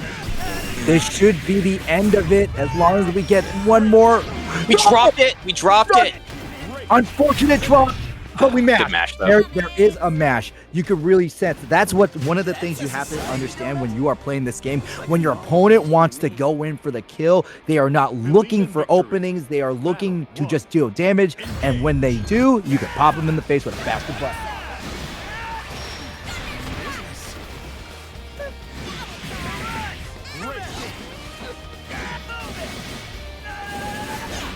Good spacing on that. Yeah, Zamir, I definitely see what you mean in terms of old man neutral, where I'm old too. Old man neutral is when you just win neutral. Be like, cool, I have put you in a situation where I can, as long as I keep doing it, and it doesn't matter if I do it a million times, I'll win. Versus young man neutral, which is, all right, I won. Let me maximize every single ounce of damage I can to kill you.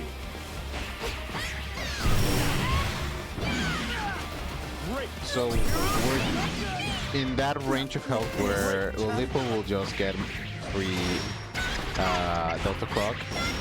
Lilipe, please use heavy buttons. Lilipe!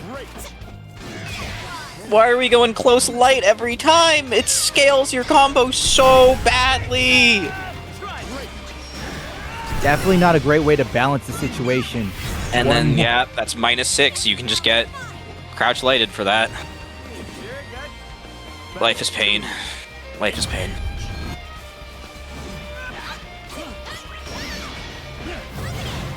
Good spacing, but unfortunate back throw incident. And we try to call a bluff. I think Lilipe thought T1 wouldn't follow up, assuming there'd be a reversal. But T1 didn't bite and dodges the DP. Lilipe's missing so much health. Very careful. Oh my god. Wanted to challenge the dash, but still gets hit. One more time. There's the shimmy. Thunderbird. You gotta still practice. Oh, we mashed. We find the counter. Still heavily scaled in. Lilipe, I don't think you should be spending all your resources just yet. The throw. Next touch is death.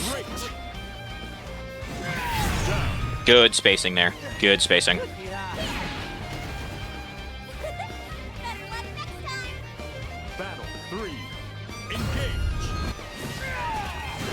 Back on destruction one more time. You can see that Lilipe is forcing T1 to play their game, but there's that classic feign follow-up. But see, that's one of the things that I'm starting to realize with T1's offense, and maybe it's a character limitation. When we land our arm destruction, there doesn't really seem to be a game plan after it, versus I'll wait for you to come back in this range. It is definitely a weakness of Vayne, and that his reward for winning neutral is you just play neutral again. As opposed to, say, a character like Beelzebub, whose reward for playing neutral is now he gets to rush you down, and he's got like a plus on block, throw bait, dive kick, and a command grab that's 0 after flash, right? Right, it's just a difference of reward. Or DJ, where I win neutral because I land wreck it, and now you're closer to the corner. Now you're in the corner, yeah. Yeah, it Vayne really doesn't feels really like knock you many places. You just go back to neutral again. you go back to neutral, so there's not much. There's not much you get out of it, not even in terms of screen positioning. In fact, you don't want to move because then you're out of your sweet spot. Mm-hmm. He's got like solid neutral, but like, yeah, like we said, his reward for winning it is just playing it again. And, you know, some other characters get a lot more reward out of winning their interactions. Just as we saw right there off of that Thunderbird, you could see that Lilipe pretty much closed up the life differential. There's the armor, arm destruction, and we're playing a little projectile war. Unk check has been passed. Lipe does call out T1's reflection attempt there, but even without all the BP, T1's go, that's bad, that's really bad, that's really bad. Yeah, especially at 0 BP, that means the damage is going to be amplified. And now, even though Lilipe is that is horrible. If that combo was bad, this is super unga bunga big damage ultimate max climax bad. You guys, you know the worst thing? If Lilipe did close heavy instead of close light close heavy, that worked. He didn't hit combo limit. If he just did close heavy, he didn't hit combo limit. Oh no. Also, I need to save that phrase. I think I like that. Yeah, we'll save the VOD. You can watch that one back and put that one in the notebook. Down, you know? We're not going to copyright that one from you. That's a Captain No Fun original. Yeah, Captain. Punish on the riding free. Remember that used to be -2. Into the shield. Bro, I still remember when Beatrix player told me after the emergency nerfs when she first came out, oh no, this character is now so much worse. So, you know, I remember that player too. wonder if they're maybe in the streamer anywhere. Dro. I just said Dro because he's a good friend of mine. Like that, completely unrelated. But let's talk about that previous round. This is pretty much Vayne's win condition. Less about, hey, let me maximize my opportunities and get into the spot where I get, do my set play, but more, I'm just going to piss you off so you keep running into the brick wall that is my offense. Yeah. Exactly, yeah. He just sets up the shield and you're like, this guy just hit me for like a fifth of my health. I gotta hit him back, but he's sitting on the shield and just like, you just keep throwing yourself at him and it's like really annoying. And then they put 5U to be like a real defensive option that gives you reward, and it's like now hitting him is annoying too because it's risky. I think another. He also spaces you out really well with the 2Ms and the. If you'll notice, anytime T1 uses the rapid jabs, he's pushed at a range where he can like threaten with like 2M or far heavy or another set of stabs. So even though he's minus, Lipe doesn't feel secure in approaching right away. Oh, this is really good, but see, not that much of a reward even though we spent the heavy shield. Another thing about Vayne that I'm noticing too is that arm destruction, even on block, does a decent amount of chip damage, but you know what's a decent amount of chip damage? Not even real damage, this is just big boy, grown up, graduating damage. Skyfarer, but it's close. Oh yeah, totally close. And it's gonna be really bad. Run up for the throw. That's really Lolipe's kind of signature move. Run up throw, playing the strike throw game, whether it's at the clinching moments or in the corner, you have to be aware when Lolipe wants to grab and put their hands on you. Set point for Lolipe. And T1's already pushed the corner, but they manages to fight his way out. Set up behind the shield. Ooh! Eats the projectile. No punish for that. And one thing that I really want to bring across is that Vayne, even though Vayne is actually pretty good at dealing damage via chip, death by 1,000 cuts. And I wonder if T1 could recognize that. That way we could just be more content in playing lane. That shield almost stalled Lipe out long enough, but just not quite. Time is running out, and I'm not talking about the Delta clock on there. Mash it one more time. The BC not too close. Oh no! I think that's. It's scaled. It's heavily scaled. It's heavily scaled. I think that still kills. That is the climax. Ultimate Skybound. Oh, no! It is heavily scaled. But there's a thumb on. We just get counter hit. We get jabbed by the counter hit. Heavily scaled, but however, Lolipe put their thumb in the scale and it bent and tipped over for victory on their side. 3-2 for Lolipe. That was a very close set. Yeah, it was. I think what if I am not the Granblue expert, but I really feel like with T1, if they could just analyze what they want after have a strong plan after arm destruction, and finding ways to approach neutral that's not arm destruction, especially when you got a character like Beatrix that can skip neutral very fast with riding free. T1 on chat saying the one time I don't DP on wake up. It's really tragic, but I'm sorry to hear that. Yeah, Lolipe, not too much of a break. Right after that match, he's gonna have to go up right into Mech Warrior right after that. Hope you enjoyed playing that long full 5-game set into Vayne, because now you've got the Vossaraga game coming. And then if you win that, you can play against Beelzebub. Yeah, this is a long road for Lolipe. It's a long road for whoever's year, yeah. And sitting pretty at the top is End of Space, just being like, yep. The Vera. The quote-unquote fundamental character. Yeah, the quote-unquote fundamental character.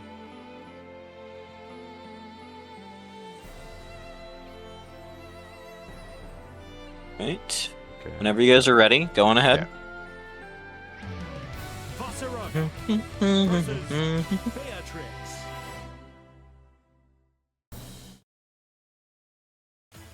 Believe in victory. Battle 1. Engage. We'll have to believe in victory one more time. Now, one thing that I'm worried about with Lipe is, you know how they like to do single button strike throw. That's going to invite him at the death's door when we got an armored Vossaraga, as we see right here. Yep, Vossaraga doing Vossaraga things. I picked 65% of the life bar without spending any meter. That's so wholesome. Riding free, Delta Clock was spent, couldn't get a whole lot of it, and still right there, they punched themselves out in T1. Not even T1, what am I talking about? Mech Warrior getting it. That set was Overlay. so long, man. I don't blame you. Yeah. We're worn out. Again, baiting that DP. Bracket stamina is definitely a thing you have to consider in situations like this. But it's not just that, I'm just talking about character stamina, where Beatrix, punches herself out, but because they don't have as much life or armor as Vasaraga can just take that and then amplify that damage back at them. Saraga, big chonky dude. Full max, one of 2 characters with the maximum 18,000 health. Definitely puts to good work here. Oh, but you could see that could have killed. They could have killed, but if you notice, Lolipe loves to jump in with a light button, and I really feel like if we came in with a heavy, that's when we would have killed him. Yeah.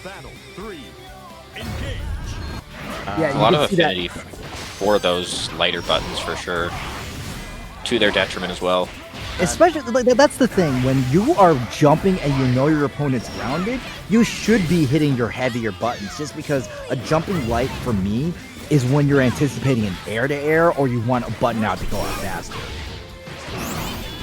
That's the Street Fighter side talking. No, that's still how it works here, generally. Cool. Unless... The exception is if some characters have like a cross-up on their close light, or their JL, but like most characters don't. Yeah, pretty much you're already taking a huge risk on jumping. You might as well hit the button that gives you the maximum reward. Savage Rampage. Infinite armor through the DP. Good response by Mech Warrior. Right. Infinite armor, Instinction, and it's going to be really bad for Lolipe. So much damage. Just one more swing, one more throw. Good throw bait, but we dropped it and then got hit. Next one, can you do me a favor? I'm trying to reset the scoreboard on my end, but it's not updating on the stream. Okay. But yeah, yo, Zamir, let's talk. I just want to talk to another comms, especially who knows Granblue. Here comes, oh my god, good knockdown. And every time Vasaraga gets knocked down, you're inviting them to chase and put you close to the corner or get armor, which would then put you close to the corner because it's Vasaraga. Yep. Big damage. You can see a lot more willingness to play hit and run. Lolipe being a lot more aggressive. There's a, but you gotta be careful riding free at least -6.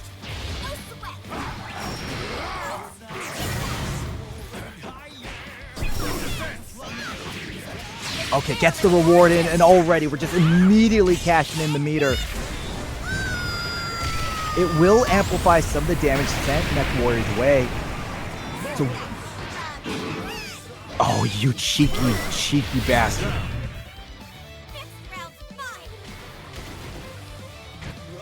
Battle 2.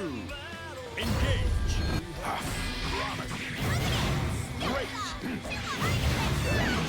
Okay. Knock here. Mixmore gets out of the corner after taking a couple trades there. Now we've got Beatrix stuffed in the corner. Unreactable command grab. Into another unreactable command grab. In armored stance. So we dropped the link there, but we hit Beatrix out of the riding free. Command grab the spot dodge. Just a number of interactions going Mech Warrior's way, and then the sweep comes out. Keep going. Another one for 2-0 Mech Warrior. Battle 1. Engage.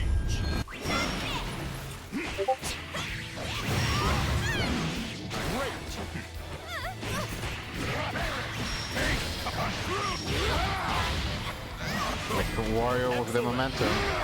Can they close it out?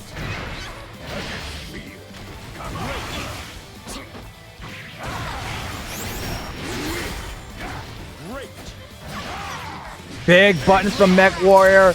Oh my god, we dropped the extinction, mashing the supers. Oh, that is it. Charge on the dotted line. Mech Warrior, 1 round away from set point, 1 round away from eliminating Lolipe. Okay!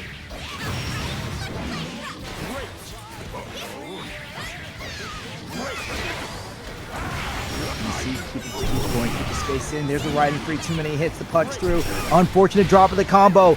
Ah, We land the tackle, but we drop the There combo. we go. There's jumping normal to air. Yeah, the mistakes are starting to pile up, but still the heavy tackle finds so much damage. These stations jump. We don't believe in the hit. Into but the we believe- armor. Yes, into the armor.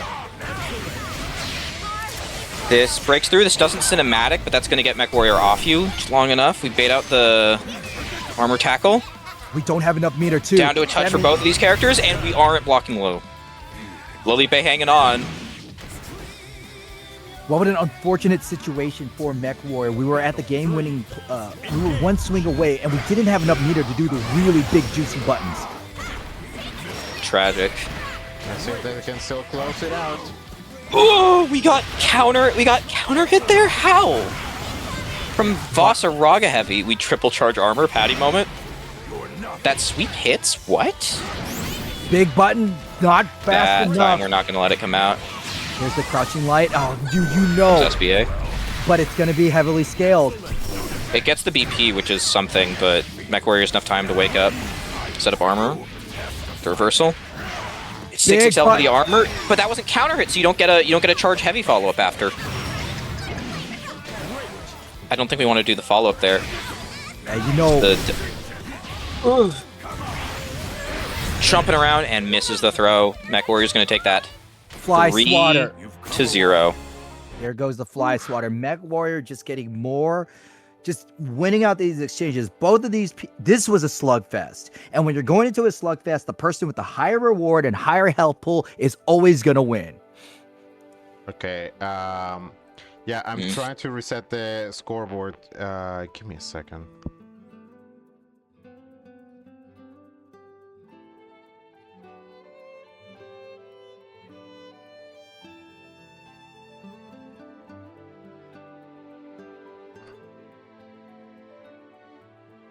Give me a second. That's it. Congratulations. Updating the score here. Still, Yeah. congratulations to T1, not T1, to Mech Warrior. Yeah, because of the names. Congratulations to Mech Warrior, just utilizing the strengths of your character a lot, very effectively. Vasaraga, I like watching Vasaraga play. There's just something really simple and satisfying about ultimate or enhanced tackle. Mm-hmm. So, Wait, next up we've got Mech Warrior and Red. We've been here before. We certainly have. I've played these games before. So has Bread. So has Mech. Let's see. Yeah. I felt a little rough about having these matchups a bit earlier in bracket, just because I know they're pretty anticipated. I think for both the players and the viewers watching. Yeah. Worry about winning first, Brad, before we start talking about playing another game. But yeah, thankfully it seems like we'll still get some of these very anticipated matches we wanted to see. Another round of this. I remember by the end of their game on winner's side, Mech Warrior were starting to adapt to a lot of Bread's stuff. So I hope it seems like Mech Warriors retained that knowledge and that memory. So I'm gonna hope that that Bread can start to exert some of their own counterplay onto Mech Warrior. It definitely also helps that Mech is all warmed up and raring to go, while Brad has been kind of, stuck on the shelf. We'll see if he has enough G's to rise to the They have enough, yeah. They can do it. It's a good start. Get the knockdown here, 6-6M. Good dodge on the Italian Zephyr. Good spot dodge, get the throw here. Was airborne long enough to not get grabbed. Well, we didn't even anthem that game. I'm so proud, Brad. Let's go! We're learning. Learning hard. It's gonna get a full pickup off the 2H link.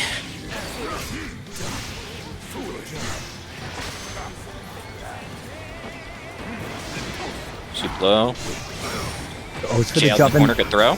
Yeah, good throw, gets a knockdown, and you can see, look how healthy Bread's dumb is. They got a lot of damage. You can play with the Raging Strike one more time.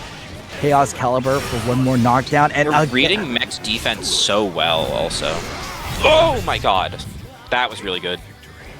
Jump scare teleport. Many such That cases. was very quick, very brutal. Yeah, it seems Bread's made some significant adjustments of their own in the meantime. Into the armor like that is rough, though. Swats it in. Big charge up. There's the armor one more time. Neutral. Okay, neutral jump. Really good answer to the teleport. But we haven't really labbed out a proper response when we come down. Using the ultimate command grab for more offensive purposes. Teleport out of the corner to dodge the stance. You know, back in vanilla, that used to track if you swapped sides. That was horrifying. Yeah, that was funny. It also applied to novel strategy. Oh, that's really something, man. That's air unblockable, so yep. Really brutal check there. I think would have been better if you assumed something like you didn't have Mech didn't have the meter to ultimate command grab, so I guess that's why he felt he had to jump. Yeah, Tailed down. You know, as much as we like to talk about the overwhelmingly offensive potential of Vasaraga, he is a very meter-hungry character, and you can see that Bread is Dumb is recognizing that. They only press their offense when Vasaraga has no real resources to contest the reversals. So, Mech is falling into a trap he did the first set versus... 3 hits breaks the armor. Versus Bread, and they're really trying some of these big hits, like the 668, but Bread has shown that he's very willing to spot dodge if they feel in danger. So Bread is just very slippery also on the whole. Yeah. They don't tend to get tied down long enough to like swing into those big armor stance moves that Mech Warrior likes to throw out. Believe in victory. Battle I think before we can start doing that, we've got to condition Bread to, you know, sit down and, you know, take the stance mix.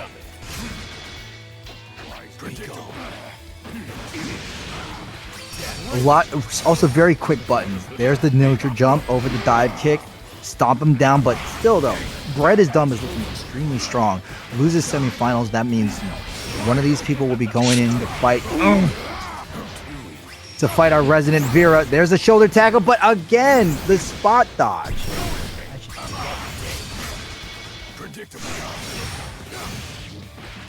oh, the drop There. 2H pickup. The elusive Soul Forge anti-air combo. Spot dodge, spot dodge, spot dodge, spot dodge. Don't jump, that's unair unblockable. I think it just kills you. Not quite. Not quite. Way overestimated how much damage that did. It's Vasaraga. I just assumed that was one of the ones that kills you. Didn't quite catch the spot dodge spam, but that should, yeah, just Raging Strike there to pick it up.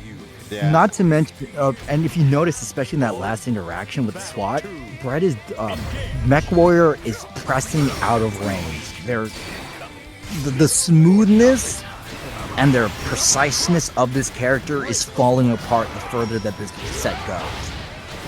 Oh yeah, Bread knows, Bread understands what range to stay in where Mech is not an immediate danger to them. Good reaction to the teleport. I do wish we would see some... Okay, nice. Can't believe I'm gonna say this. Nice anthem. Nice anthem. yeah, not represent... That was good. That sucks, but we're out of rage from the Raging Strike, so unpunished. Good spot dodge from Mech Warrior to hold him. Bread's out. Bread gets touched by anything though. They get chipped and died. And spot dodge at a bad time. Out the counter hit recovery from spot dodge with the jab there. That could have gone really badly, going just out of combo into command grab instead of Raging Chains. Never really. I don't think Vasaraga should ever try to return to neutral with Bubs under any circumstance. Correct.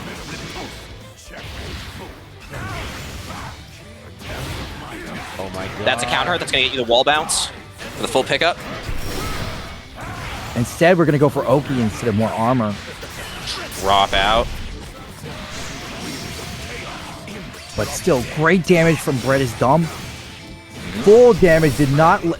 Yeah, did not let anything... Hard Did not, No single Blocks that crumb on there. the- Doesn't punish though.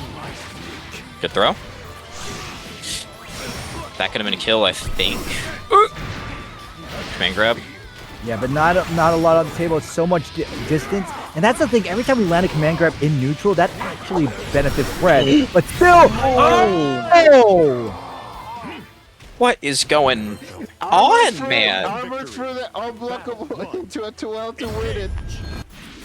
Let's go! I love Granblue. I love Granblue. I love Granblue. Double teleport to chase down the tackle, and we hold it to catch the roll. No pickup though. Oh. Catches the teleport before it comes out. Oh, their VC. Doing everything we can to not go back to neutral, but now we did, and with only one BC. Okay. Okay, man. I guess. Who really cares, actually? Oh, die. So I actually want to highlight something really important, and that is Meg could use some trying to get into range by just walking a little bit forward before trying to charge right in like that. Not only in a case of, because there are many instances where Brett is just teleporting and then punishes any movements. It's also because, remember, in Granblue, you get a lot of meter just walking. And way more than you get by running. Yeah. And we have established this. Basaraga is the ult move machine. You need gas.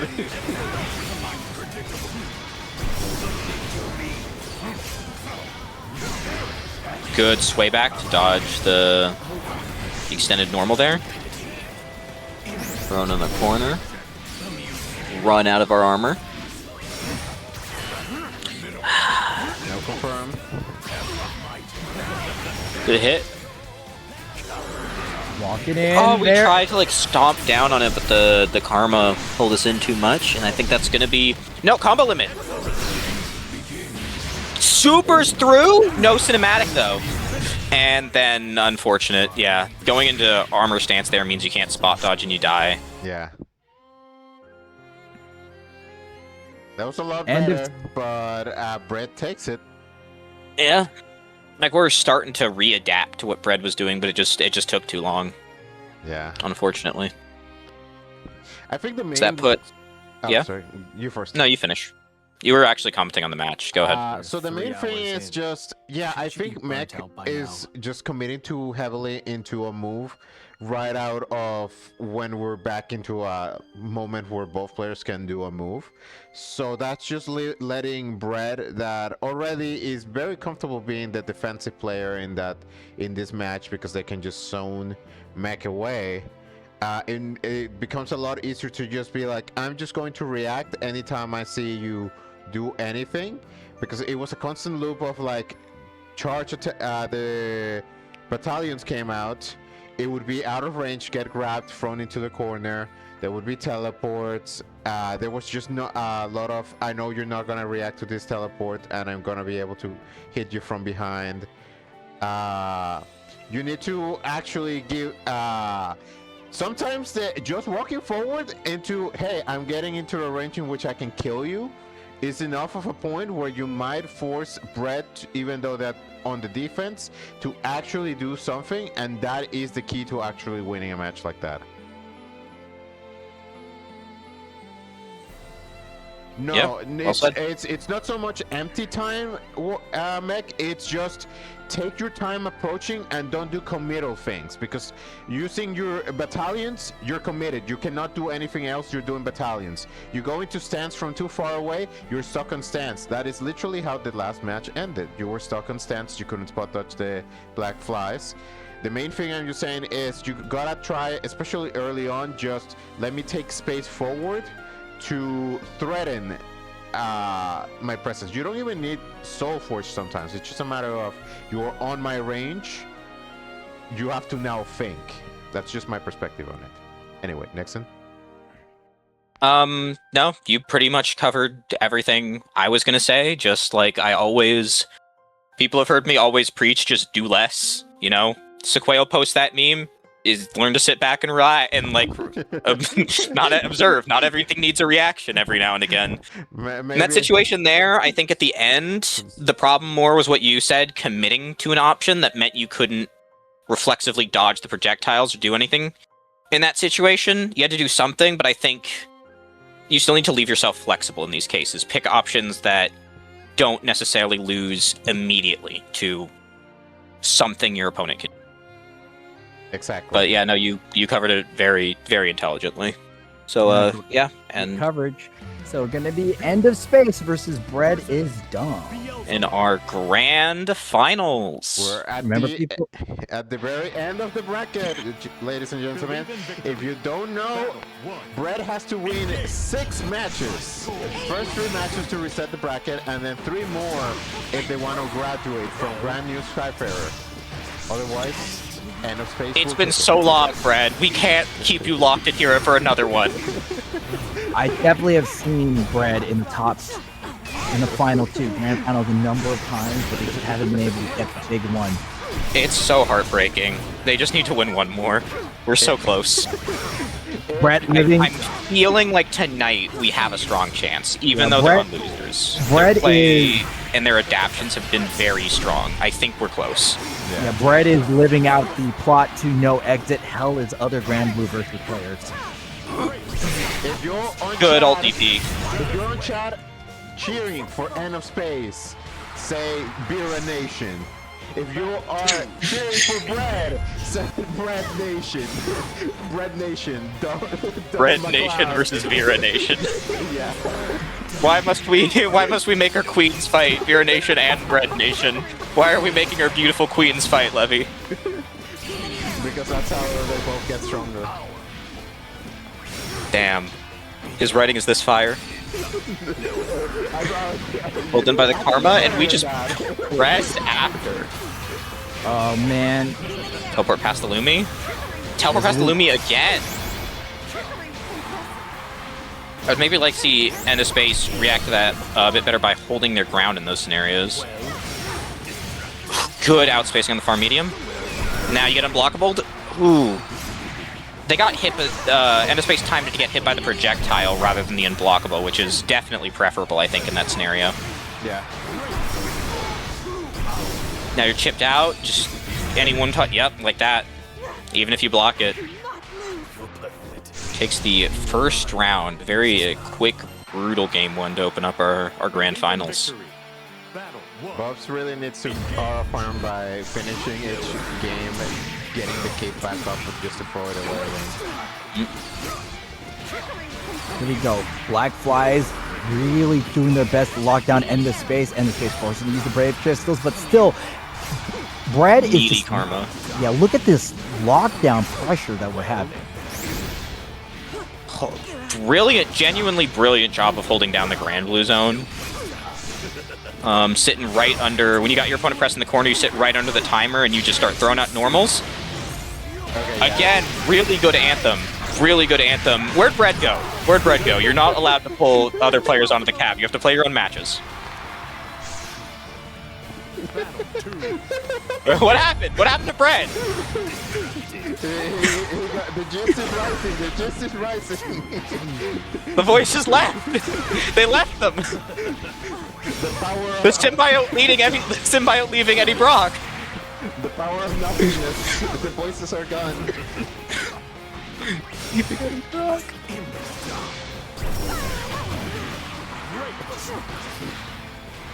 Bot dodge ends up working out. I don't think it was a great option. Good jump back on the 214U. I'm not liking how End of Space is using 214U to try and move forward when they really don't need to. It means you're out of meter for when you do actually get in. Yeah. Oh, by Bread. We're looking at a very quick reset already. I think End of Space needs to take a breather. Or not. We would love that, but nope, you know. Nope, we're moving in. We're moving in. You might just have to go in. You know, they'll There will be a mandatory breather because we cut the rounds off at 3, so Yeah. maybe End of Space can take a breath there and if they need it. Oh, that's the first VP we did all match and we got baited. No, man. Did we just route into super? Oh, oh, that's an optimal punish.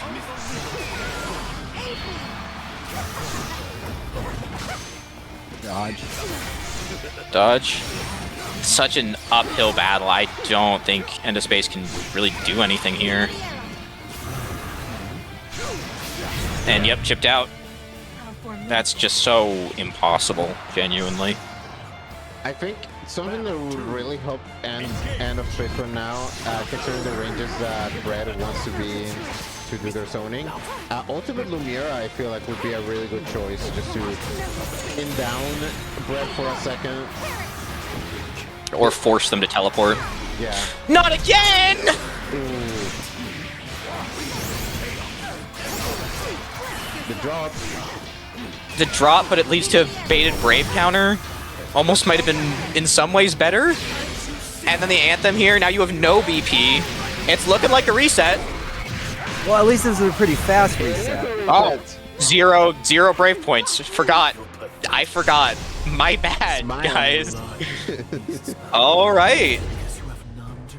Yep, we're finally taking that breath that we need. So yep. we're definitely in a rough situation for End of Space right now.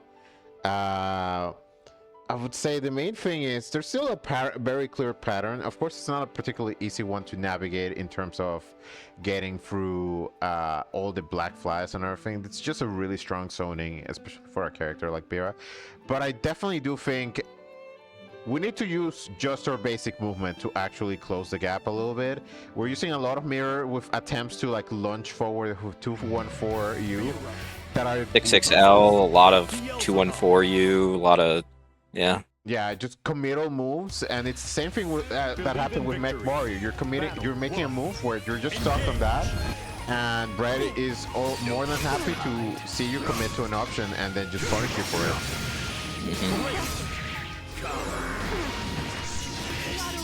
Against someone as slippery as Brad, you need to keep your options flexible and just basically never nail yourself down to something until you know, unless you're certain you know what Brad's gonna do. You can't just be doing stuff on a guess against someone who plays like this.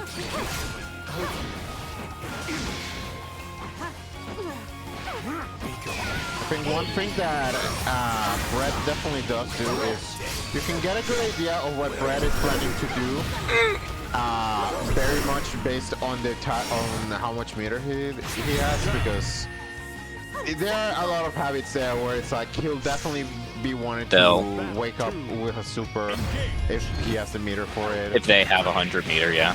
Or if they're in range for zoning, they'll probably do multiple of their ultimate zoning tools in a row, like we saw earlier.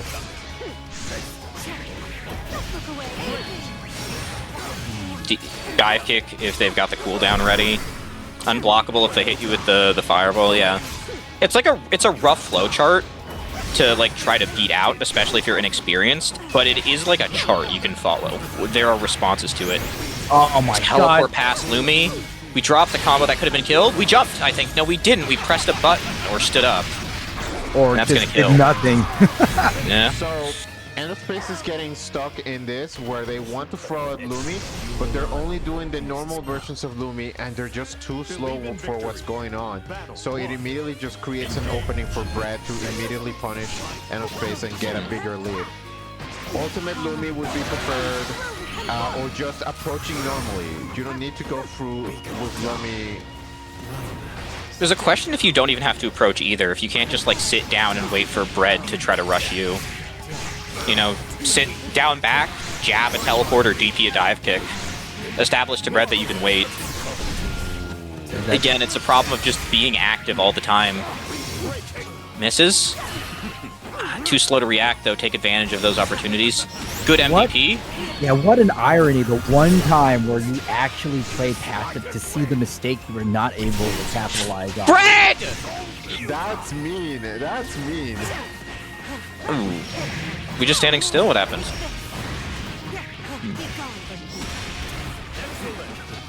No? Oh, okay, we're here now. We're here now. I thought we had a desync issue again, but no, it seems we're good. It seems we're good. Yeah, because these two seem like they're playing, looking at each other. Yeah. Okay, minor heart attack aside. Yeah. That only happened because Bread did the double ultimate DPs and then, like, I assume went for their water or something. Bread's definitely trying to do some mind games here. It's not a good mental space. End of space probably in. Getting hit by double back-to-back DPs like that probably doesn't help. Maybe it just makes you, like, so mad you lock in. I've had that happen to me. Or you get so mad that you start dropping everything. There's the low from Bread is Dumb. Bread is Dumb has been pretty much on a warpath. Look at that. We're even dodging the dash lights. Yeah. I'm liking a lot more of these, like, low call-out options. And... No dive kick! No dive kick until in pressure! Yeah. And I'm so Chaos proud. Caliber. I'm so proud of you, Bread. Chaos Caliber peels away. The chip damage on the meter version is... on end of bracket point. One more game. Ooh, oh, reset. Bread is looking unstoppable. And Space has got one chance to figure something out. Yeah. Play reactively, play slower. Just try to follow the erratic momentum of what Bread's doing, because there's a pattern to it. There's a method to the madness. You've just got to parse it. It's not the worst, mainly because it's going into mid-screen, so damage is not going to be Yeah, such. Punish is not as bad as it could be, but that's a bad sign if your reversals are getting red like that. Yeah. Trying to jump for the black flags is not a good idea. Yeah. Should blow you up for that one. Yep. It's not horrible. Bread has no BP, but this is still not good. You're quite low, and Bread's about to get SSBA. Why we jumping back? Super deep run in for the 6XL, maybe assuming like that end of space might try to jump a command grab or something. Still, end of space confirms with the standing medium, but Bread is so good at this pickup. Oh man, that button, the stanky leg y'all call it. Reset point for Bread. We have to be so careful. I don't like all this running around we're doing. We're chasing Bread. I don't know if we're going anywhere though. Did you say reset point? I might have said reset point, but it's tournament point. The tournament's over if Bread can take this round. End of space has not. Yeah, end of space has not been able. Oh my god! Oh, we mashed on the Raging Strike. That should get end of space a kill, provided we don't drop the combo. No. No, but they're unblockable. Oh, you went over it. Nice. Okay, you went over it. Still some life in end of space. I think that's our first round we've taken so far. That's a good sign. Drop there, but unpunished. Can Rosetta give end of space the help they need? Flashlight. Ooh, good call out on the teleport. Okay. End of DPs space. on the command grab attempts. Yeah, we're seeing a lot more patience and end of space, able to jump over the black fries. Finally lands the 5U. We got some breath in there. We got some life in the sails, but we couldn't get over the fireballs. Instead, Vera's air dash is not the best in this specific matchup because it doesn't always just get you over the fireball in the same way it does with a bunch of other ones. Very Belial-like in that sense. And you can see, Bread is forced to play on end of space's timing. Neutral jump. I like the use of the neutral jump for the teleport. Jump back, wait for it. The dive kick still hits. Snagged up the air. Calls out the ultimate karma. Meter goes away, but no reward. All right. Round on the board for end of space. I'll tell you what the reward is. That wasn't just a round. That's a game on the board. End of space finally stopping the bleeding at 1-2. And even though this is a reset situation, end of space only needs 2 more games. And if they keep fighting like this, we could have. Oh, that was a soul read of all time. Yeah, I read it. I felt it in your soul. Ooh, the Lumi actually gets a hit in. Oh, but Red's too slippery. We really need to do something about those teleports. Brad just get out of the corner unopposed. Great.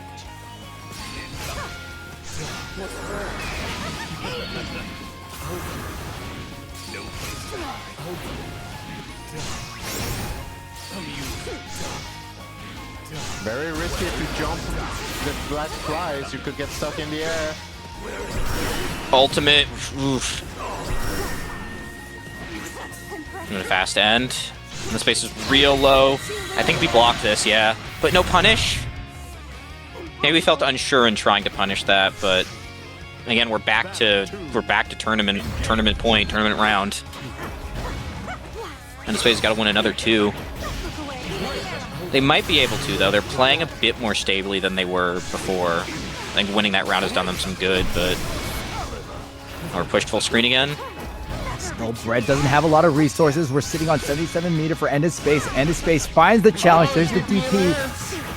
The DP lands, and more importantly, that knockdown lands here because Luminary forces Brett to teleport. But there's the cross-up. That should be able... Oh my god. Hell yeah. Install. We're finding some life. We're feeling the momentum. We're feeling the flow. Oh my god. That's 8. That's also 91 meter. There's 100 meter. That's dead. More than, yes, dead. Ding dong, dead. Ditch 6 feet under. But what's not dead is End of Space's chances in this tournament. Brett is the... Brett, we can't let this happen again, Brett.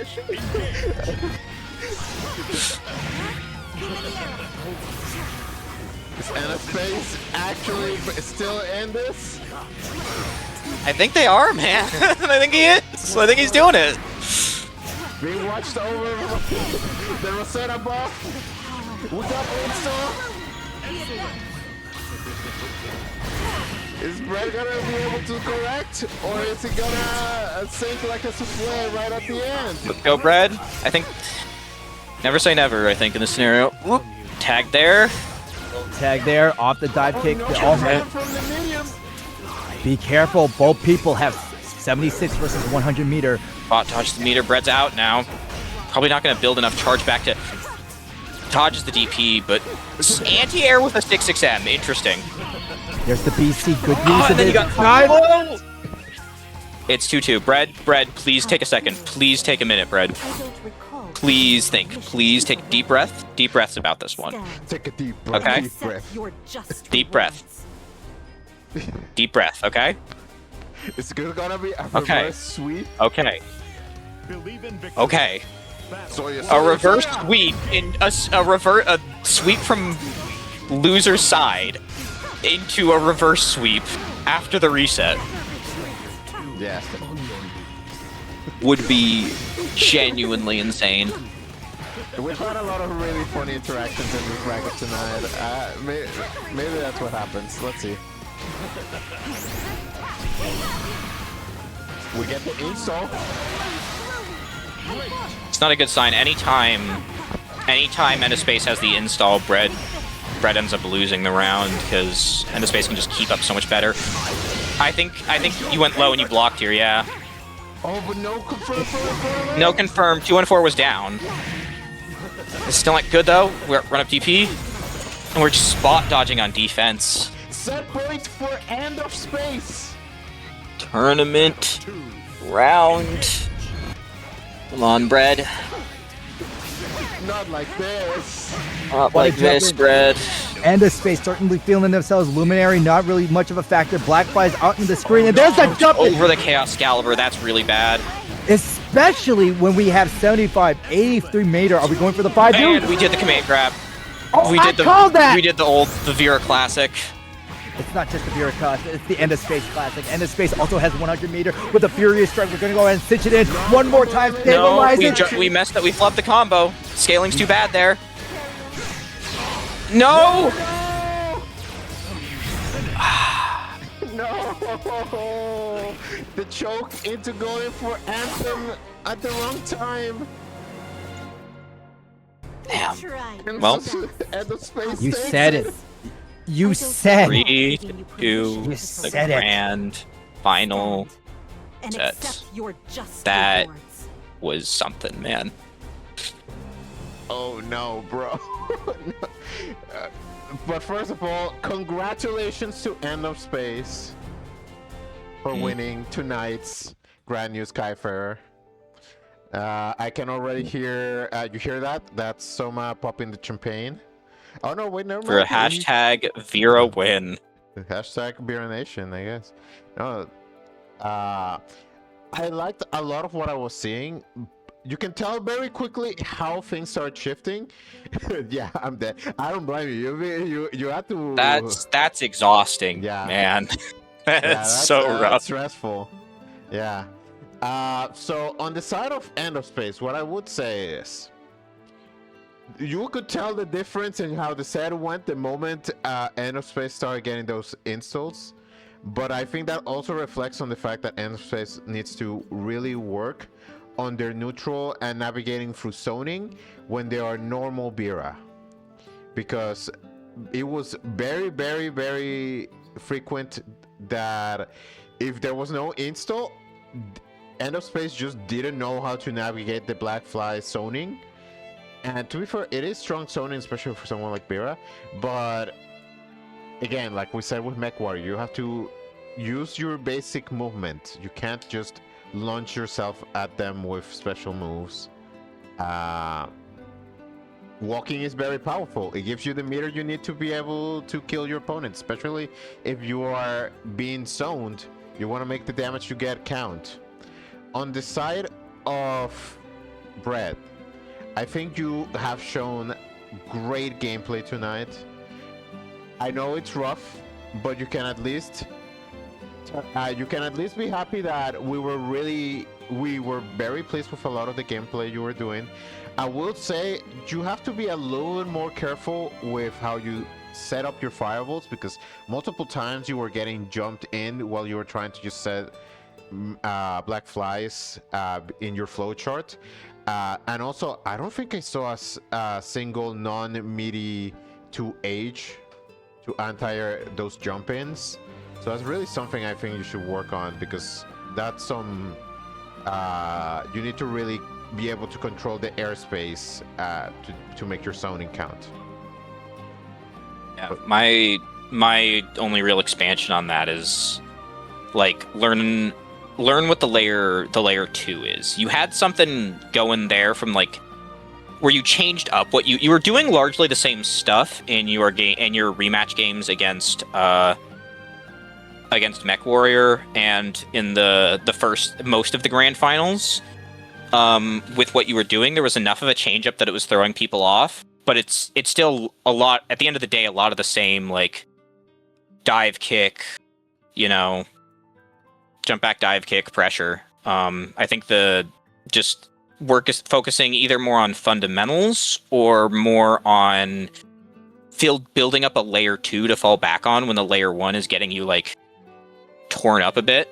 Because you wouldn't have needed to change much. You needed just to change enough to squeeze out another round. And it really does feel like heartbreaking in that minute where that happens, but I really think you could have done it tonight. You almost did have it. And yeah, you were really close. It's just, tight when someone does figure out the nonsense, when they see like a way through the chaos, like what do you do then? Really, that is the question. I think, what do you do in that situation? And I think I think that's what's really keeping you from graduating, why you keep getting stuck. You keep getting to like second or third, and you're the grand finals, and you're so close, and then you just lose because someone figures it out, and you don't have an answer. And I think you're not, until you get that answer, I don't think you can graduate, as heartbreaking as that sounds. But I think you can find that answer. And I think that's the next step of your gameplay, is figure out what that is for me. And for yourself. Yeah, Captain, do you have any other thoughts you want to share, or? No, you guys, it was just a really well-rounded set, and this is one of the reasons why I like watching it. It's this evolution, like seeing the growth in real time and seeing where people adapt and fail to adapt in certain areas. it's just there is a beautifully evolving story in every bracket, and I'm just really happy to help tell the tale that is being penned by our players. Right. Well. But yeah, I think that's the end of our bracket. Congratulations to End of Space for taking it, but obviously congratulations to every one of our players who played. Thank you for all the great sets we got to see tonight. Yeah, 3 hours of pretty great beginner, intermediate, Granblue. Just out of 16 players, I think basically everyone did. Even if you didn't perform the best score-wise, I think it was great to see you show up and great to see all the... I don't think there was a single game that I would have said was kind of boring to sit through or not entertaining to watch in some way. And that's kind of a rarity, I think. So, great job for everyone tonight, I think. Really, and I mean that. If you guys have any socials you'd like to plug? Anything like that? Not on my end. How about you, Captain? Just you can find me on the Twitter apps, the Bird apps, Captain No Fun _G. That's where I put a lot of my commentary stuff too. If anybody's interested in commentary, I just this week released a giant video about what it takes to be accepted to work a commentary major event. So anybody interested in the craft or wanting to just learn more about it, feel free to give that a watch. Where is this again? That is I put the link is in my Twitter. I put the clip there, but the link for the video is in Variety with Jill and G. That's my YouTube channel. All right. Well, I personally don't have any other socials to plug myself. I'd say if you can follow Training Mode Network Neo on Twitter. Check in for our other brackets. Tomorrow we have the I believe the Xrd bracket is tomorrow, the 6th. Then we've got the Persona bracket, then the Uni, then the BB tag, and then the CF. Or no, CF's already happened. It would be BB tag at the end of the week. So yeah, if you can check in for those, that'd be great. And with that, I think I'm gonna start a raid. We're gonna go off to watch Kirby's Dreamland 57 in loser semis. Thank you, everyone, and goodbye. Have a good night, everybody. Thank you for watching.